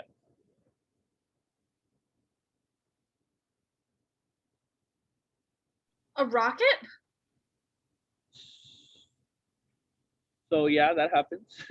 Now later on, we're at another corridor. Two guards are marching past the camera. She's trying to hide. She drops like a liquid cat to the floor and begins to move down the corridor. She passes a metal door, and then her butt gets clapped by one of the doors, which is a really great scene.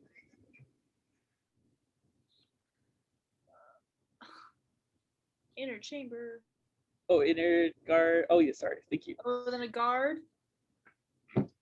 So guards start finding her. The slide a card key. Things happen. Inner chamber.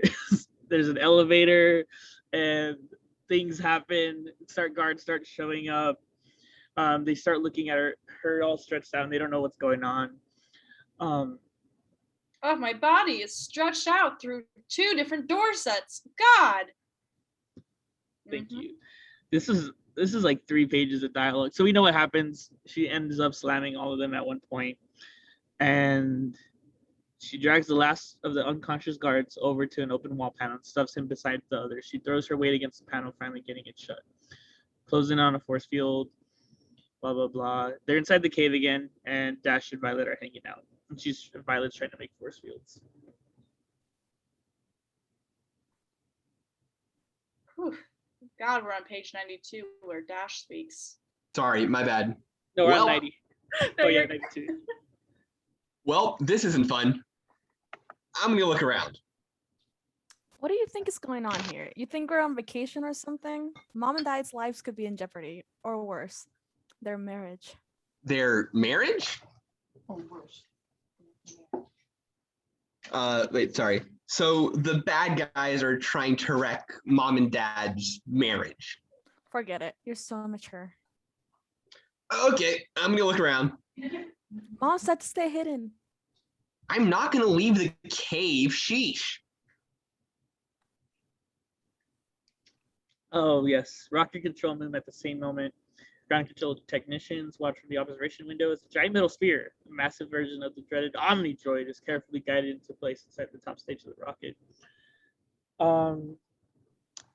The rocket goes off, right? No, let me not say that yet. They're back in the cave. Dash is just walking through the tunnel. It's a man-made tunnel, we've discovered now. Cool. His voice echoes. Cool. Cool. We're in the control room. Syndra shoves a pass key into the control board, gives the key a twist, then presses the launch button. Click, launch button. The engine rockets fire. We're back inside the cave. A low rumble and a sudden push of warm wind emanate from the depths of the tunnel, which begins to glow. Now we're at Violet. Vi is still practicing force fields when the depths of the cave begin to rumble and glow. She looks up and Dash's voice appears. Bye. What did you do? So outside the cave, Dash and Violet race out of the cave. Outside the cave. Dash and Violet race out of the cave. Control room. Helen looks down from some vents into the ceiling. In the ceiling. Silently, she stretches her neck until her head dangles down behind the guards. Helen scans the detention grid and notices a tremendous spike of power to restrain the prisoner in cell 13. Bob. Helen quickly pulls her head back up to the vent in the ceiling and exits. What? I didn't say anything. Above the Earth, the final stage of the Omnidroid capsule separates. And it's like in orbit or whatever. I don't know, I quit engineering.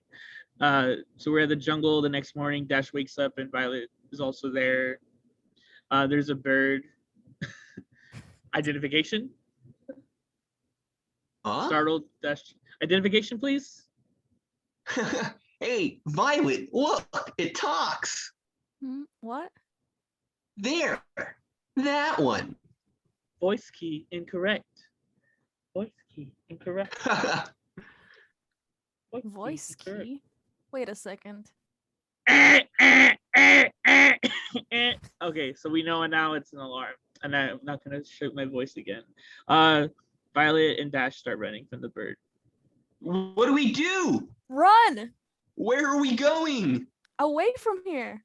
They turn and run from the shrieking bird, and the bird starts to follow them. We're back in Syndra's base at the monitoring station. The alarms are going off. Helen hears the alarms and she watches all the guards scramble. They get on velocipods, whatever the fuck those are. They're following them. We go back into the containment unit. Bob looks still very defeated. But Mirage walks in and she clamps him out of his cell. There isn't much time. Bob hand flashes out and clamps around her throat. He rises, holding her dangling body aloft with one hand. No, there isn't. In fact, there's no time at all. Please. Why are you here? How can you possibly bring me lower? What more can you take away from me? The family survived the crash. They're here on the island. They're alive? Bob releases his grip. Mirage drops to the floor, gasping rapidly. Bob picks her up and embraces her.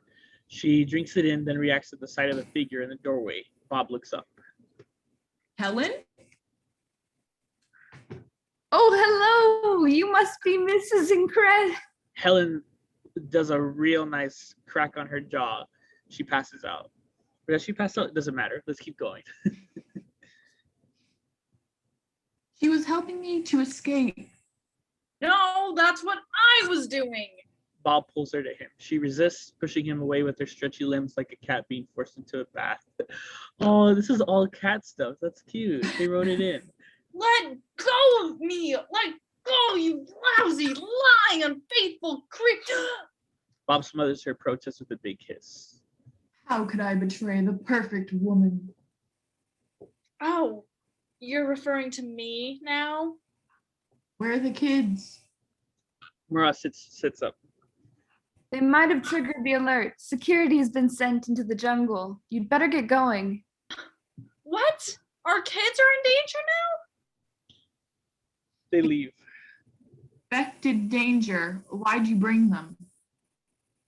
I didn't bring them. They stowed away. And I don't think you're striking the proper tone here. We're in the jungle. They're running blindly. Dash and Violet, by the way. They get confronted by by 3 guards. And they speak quietly to each other. Dash, remember what Mom said. What? Stop talking! Abruptly, Vi vanishes. Dash, looks around in run! surprise.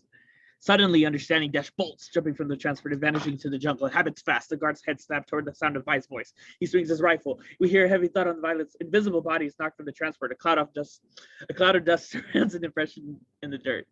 They're supers! Get the boy! 3 guards take off after Dash. Show yourself, said the lead guard, racing through the jungle. Dash blasts through the foliage on foot. He's running up ahead. A swarm of flies fusses around the air. Suddenly, Dash bursts into view, rocketing right through the swarm. Bugs splatter Dash's face like an interstate windshield. That's cute. Dash stumbles, careens, and over and through the underground like an Indy 500 car crash and finally tumbles to a stop. Unharmed but thoroughly repulsed, Dash wipes his bug-splattered face and teeth. Some bad guys show up on their little doohickeys, and he runs again. And he's like running out of control because he hasn't practiced. Oh, so this is like his whatever. I need to sneeze. Give me a second. Anytime I announce that I need to, hold on. Bless you. Thank you. Thank you. He lands on a pod at one point. There's a rock wall in front of him. He points it at the guard, freaks out. Dash jumps off. The guy goes into the wall. He's obviously dead at this point. Dash falls down the shrubbery. The 2 guards that are still alive are still nearing him. He bolts off again, but he runs into a lagoon's in front of him, and he doesn't know if he can run on water yet. But he's able to run across the water, as you can see. So more running happens, and now we're on Bob and Helen in the jungle at the same moment. I should have told you I was fired. I admit it, but I didn't want you to worry. You didn't want me to worry. And now we're running for our lives. There's some godforsaken jungle. You keep trying to pick a fight, but I'm still just happy you're alive. We're in another part of the jungle. Guard is shooting a machine gun into the water trying to find Violet. He throws some sand. Oh, no, he doesn't do that yet. Guard, I know you're there, little Miss Disappear. You can't hide from me. He sees where like he was last out. There you are. He throws some sand. And then Dash runs by. Wait, sorry. He just says, hey. He knocks the guard's gun barrel as it fires, so he misses. And then Dash jumps up and starts like doing some lightning fast punches on him. Stop hitting my sister! And then the guard's disoriented and blah, blah, blah. Violet shows up. They're inside a force field now. Oh, she can do force fields now. That's cool. So they're in midair and they're in a ball and they're like running. How are you doing that? I don't know. Well, whatever you do, don't stop. So they're running away, you know, and we're scrolling down a bit. Eventually they see their parents, and it's because they ran them over on the force field. Mom, Dad. Kids! Mom. And then so stuff happens. Oh yeah, they like crash and then they get on their feet. The Incredibles instantly jump to their feet. They start doing scissor kicks and fighting and whatnot. Some more fighting happens, and then there's explosions, and then Bob and Helen look at each other. I love you. Then there's more guards and there's more velocipods. And then Wow. Syndrome shows up and just freezes them. Whoa, time out. What have we here? Yeah. Matching uniforms? Oh no, Elastigirl? You married Elastigirl? And got busy! It's a whole family of supers. Look like I've hit the jackpot. Ooh, this is just too good. We're looking at news footage of Syndrome's thing landing in big city. I was gonna say New York, but it's probably not New York. So then now they're all in the suspension beams that Mr. Incredible was in earlier. Aw, come on, you've got to admit this is cool. It's just like a movie. The robot will emerge dramatically, do more damage, throngs of screaming people, and just when all hope is lost, Syndrome will save the day. I'll be a bigger hero than you ever were.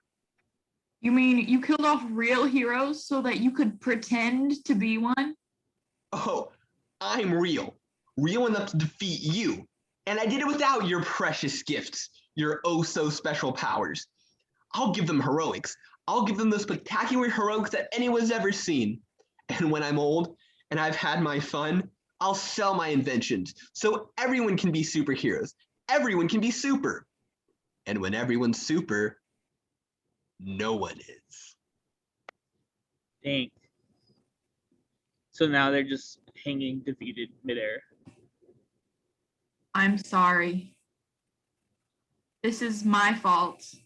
I've been a lousy father, blind to what I have.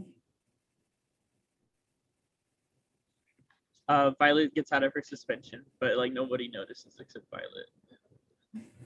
So obsessed with being undervalued that I undervalued all of you. Dad? Don't interrupt. So caught up in the past that you are my greatest adventure, and I almost missed it. I swear I'm gonna get us out of this if... Well, I think Dad has made some excellent progress today, but it's time to wind down now. Violet clicks a switch and everyone falls down. They're all like, hey, yeah, we're out. We need to get back to the mainland.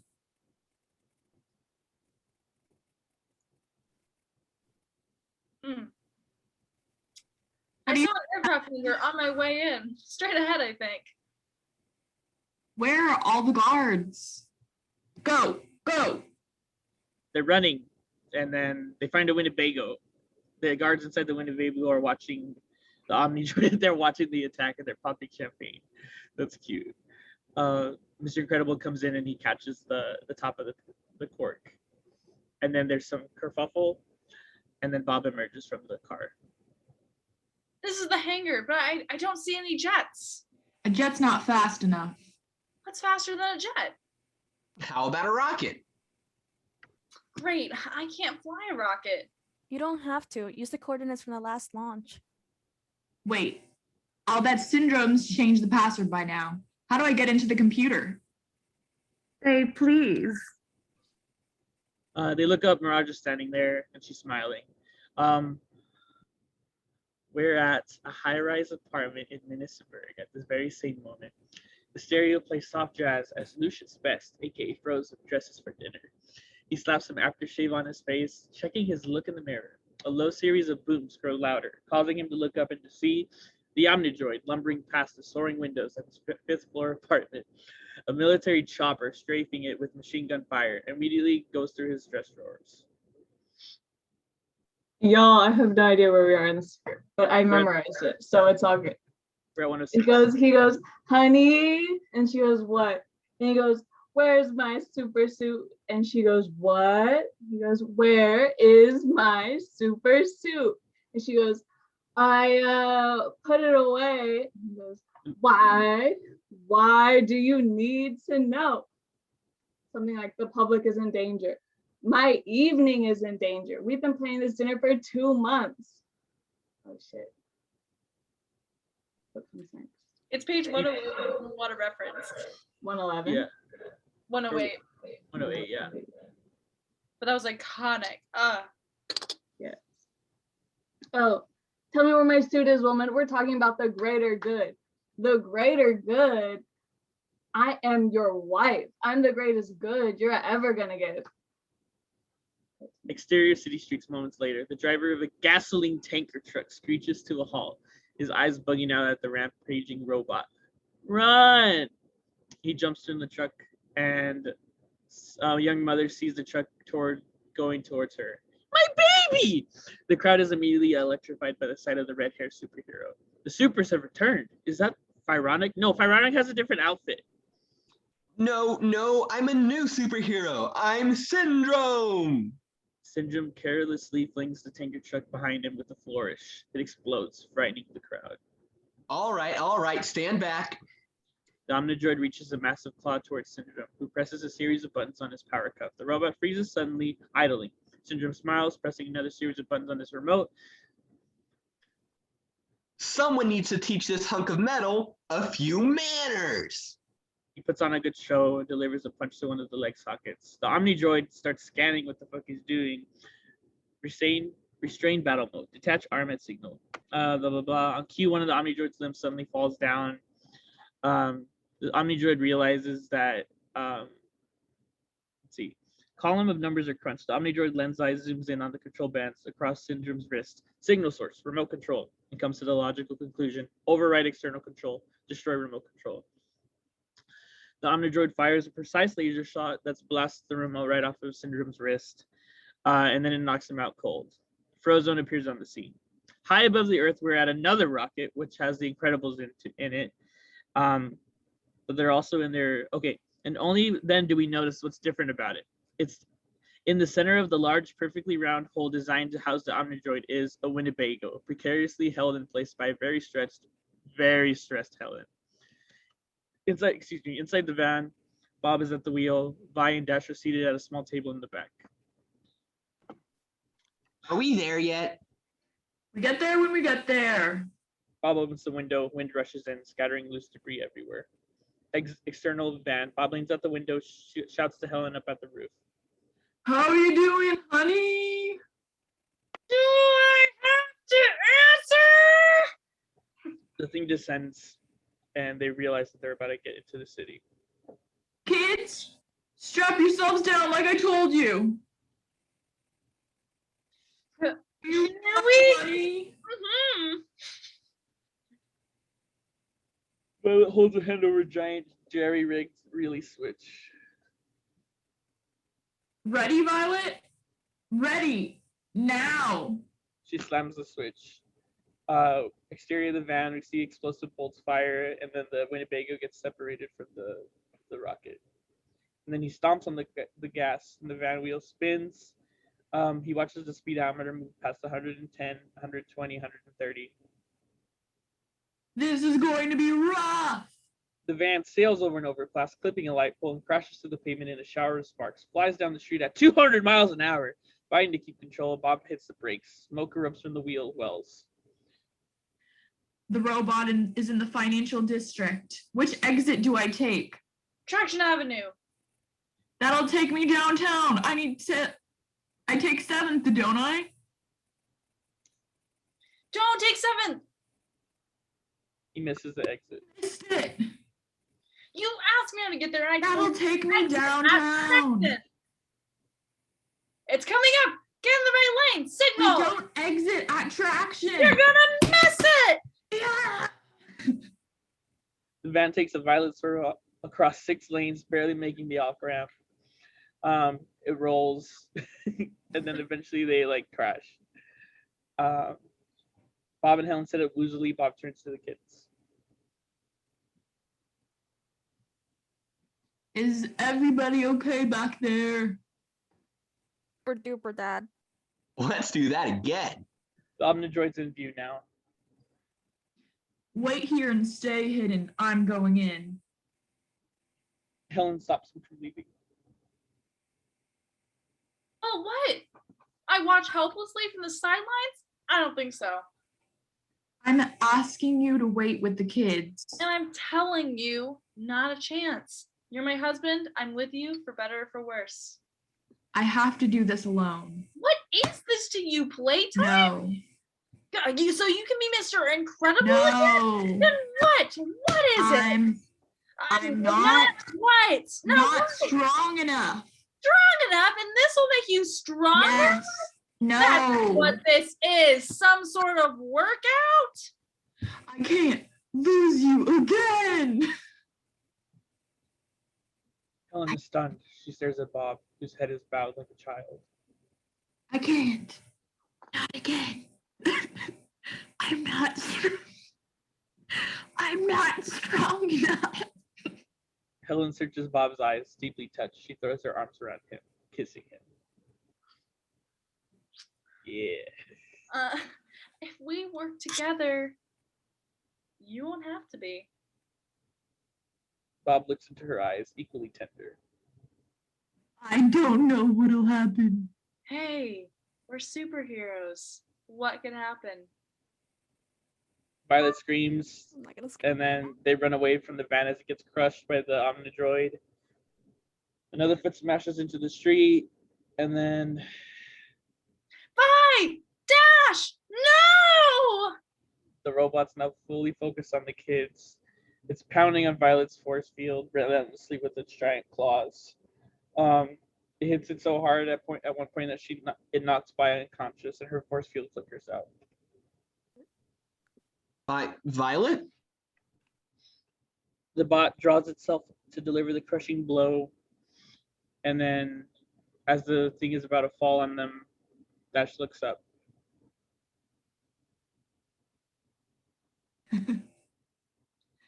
Dad! Bob is underneath the bot on his back, his arm and leg strained under the weight of it. Go! Violet wakes up at this point. They leave. Bob is still holding the bot. Now we're looking at the interior of a building on the 8th floor of the offices. The window shatters. Bob's body tumbles across the floor, scattered. Oh, because the bot threw him. I didn't say that. Now we're at the city streets. Helen's rounding a corner out of the Omnidroid's view and carefully sets Violet down. She looks at Dash and Vi. Stay here, okay? Helen turns away, charging back towards the robot. Vi and Dash watch their fearless mother in amazement. We're now back with Bob and the Omnidroid. And then Bob falls after it throws him again. And then ice, the familiar sound of cracking ice causes Bob to look up. Frozone? Yeah! A narrow sheet of ice streaks across the pavement, and Frozone skates past, joining the fight. We're following Frozen now. He moves to the Omnidroid, expertly icing its joints as it tries to get up. The machine whines as its motors strain against the ice. Further down the street, Helen rushes up to Bob. Bob! Just then, Frozen sails into frame and crashes into the roof of a parked car. Bob turns angrily towards the robot. Hey. It is immediately smacked by the robot. Bob flies into the side of a building. Bob finds Syndrome's remote somehow. Syndrome's remote. I like the lead to that. Things happen. Bob pushes a button and one of the limbs falls, but he's also in the limb too, and he falls too. Violet figures out what's going on. The remote controls the robot. Dash wants his dad to throw the remote to him. Go long. Sorry, give me a second. Yeah, you're good. I definitely skipped up right there. No. I got it. And then, okay, Dash crosses the river with the remote. He's surrounded by a wall of flames. What? We're back at Bob. He runs towards Helen, who's closer to the Omnidroid.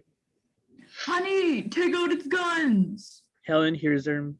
She grabs a heavy manhole cover and does shot puts it to him. No, the other one. Is it shot put? Or it's a disc thing. It doesn't matter. Y'all know what I'm talking about. She does that with it and hits the Omnidroid's gun, and it's a bullseye. This is such a great fight scene, but let's just go back. So things happen. The remote was going to and fro. Frozen's trying to get it, but that doesn't really work. The bot is just freaking out and bing, bang, boom. Vi reappears, running back to rejoin the group in the middle of the street. Mom, I got it. I got the remote. A remote? A remote that controls what? Violet begins to fiddle with the remote's click wheel, poking its buttons to no effect. The robot has gotten to its feet and lunges towards them. Violet shrieks and presses the button a last time. Rockets fire underneath the robot's clawed feet, lifting the enormous machine into the air. The robot? Everybody ducks. But then the Omnidroid gets back up. It's coming back. Dash snatches the remote from Violet and aims at it and presses a button. It detaches one of the robot's arms and it flings open and it lets Bob fly into the air. That wasn't right. Give me that. Down the street with Bob, he climbs to his feet, muttering to himself. Can't stop it. The only thing hard enough to penetrate it is He has a flashback of when he fought the Omnidroid the last time. itself. We're back with Frozen, Helen, and the kids. They have the remote. Helen has the remote now, and they're trying to figure out how it works. No, this'll work. This'll work. Lucius, try to buy us some time. Try the one next to it. Lucius takes off, throws ice, and skates down the street toward the approaching robot. He makes a wall of ice. Bob, as he closes the claw into a massive arrowhead and starts to charge down the street. Helen dials the click wheel on the remote and pokes a button. The claw engine on the claw starts to go off, and Bob's trying to control it. She presses the same button again, and it turns off.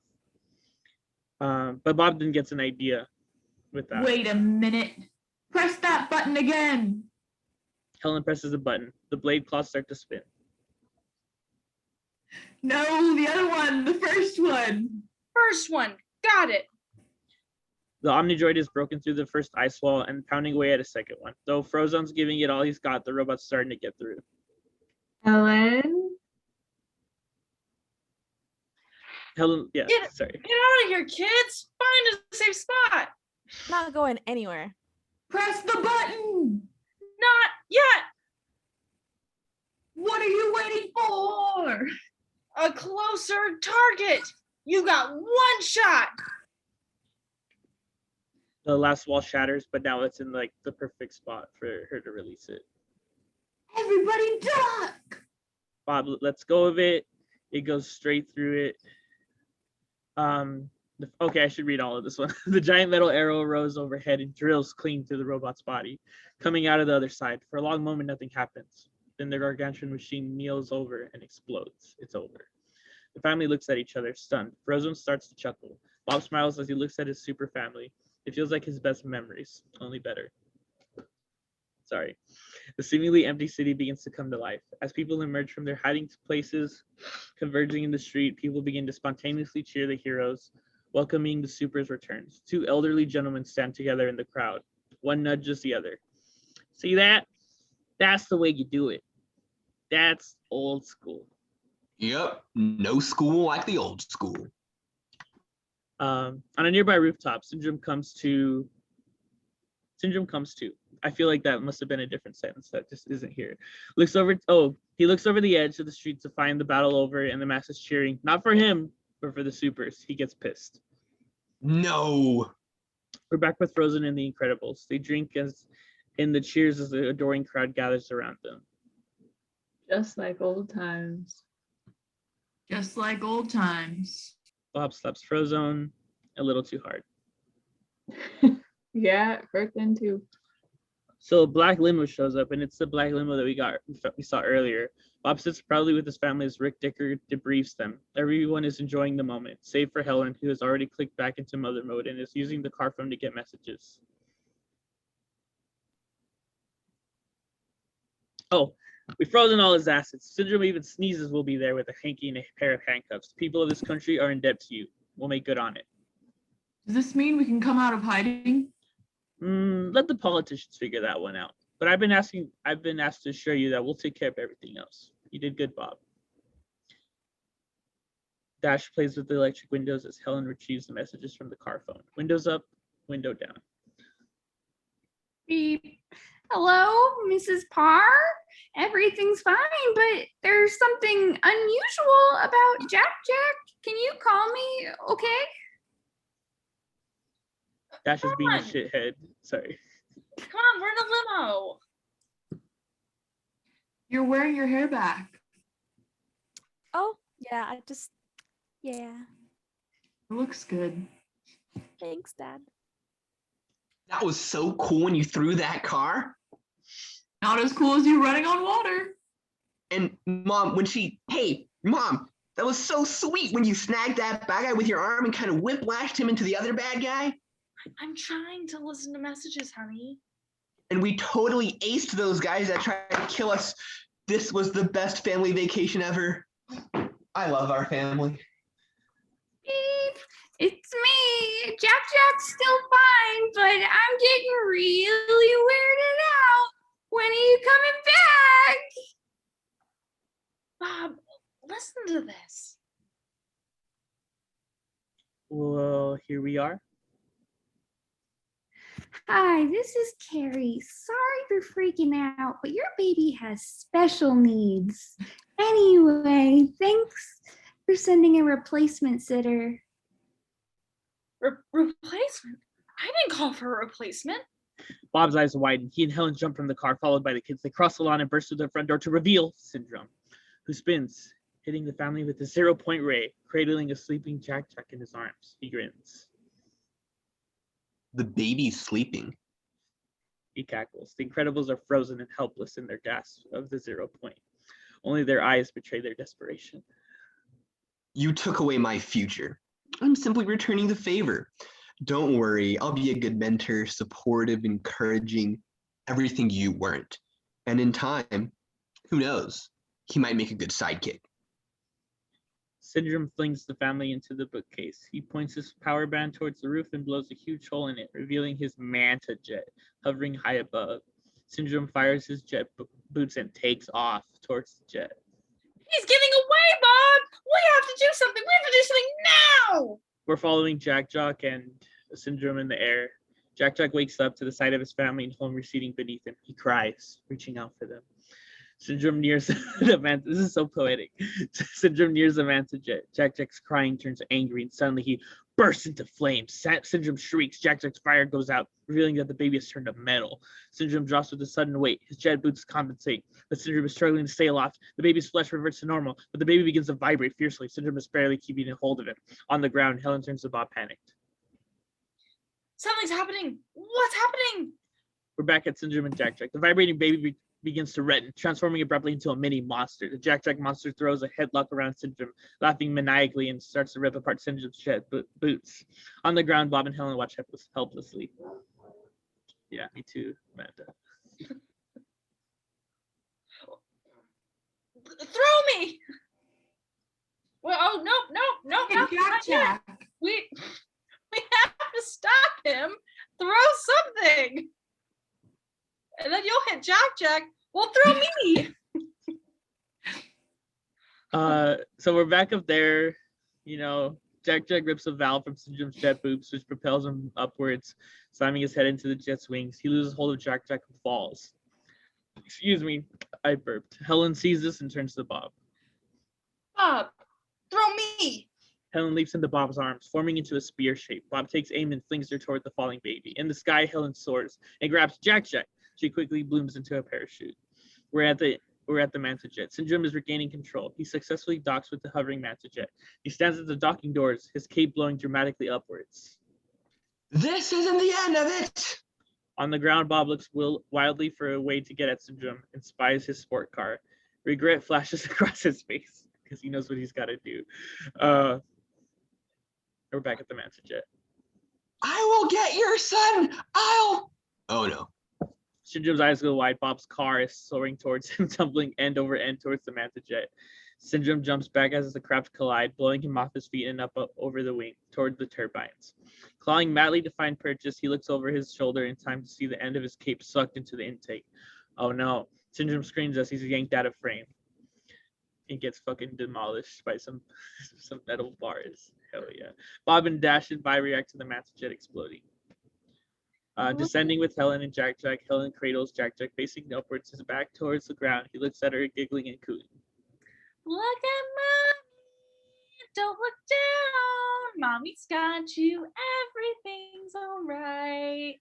Jack Jack sees burning wreckage coming towards them and starts to shriek, pointing upwards. Helen turns to see it as wrecking crashes on top of them, destroying the par home. Helen and Jack Jack are saved. Vi and Helen exchange a meaningful look because there's a force field around them. That's my girl.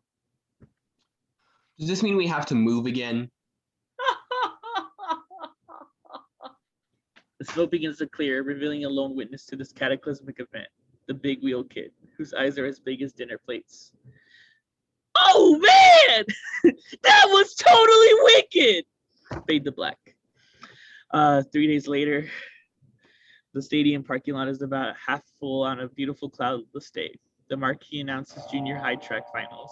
Inside the stadium, we see young runners loosening up at the starting line of the 100-yard dash. Dash is among them, doing the 100-yard dash. He waves to the stands. In the stands, we see Bob, Helen, and Jack Jack wave back. Coming down the steps is none other than Violet's crush, Tony Reininger. He waves coolly at some friends and heads toward the concession stand. Pausing when he sees Violet and a friend talking nearby, he approaches them. Hey, You're Violet, right? that's me. You look different. I feel different. Is different okay? Yeah, different is great. Would you Yeah. do you want to Yeah. maybe we could Violet silences Tony with a single finger on his lips. Tony stares at her in shock and wonder. I like movies. I'll buy the popcorn. Okay. yeah, good. A movie. Okay. Friday? Friday. On the field, the starter's pistol fires and the runners take off. Dash jogs well behind the pack in a confident, easy trot. In the stands, Bob, Helen, and Violet cheer Dash on. Go Dash. Go Dash. Dash hears them and looks towards the stands. Go! Run! Dash, his eyes still on his family, accelerates a little and quickly moves toward the front of the pack. Whoa, not too much.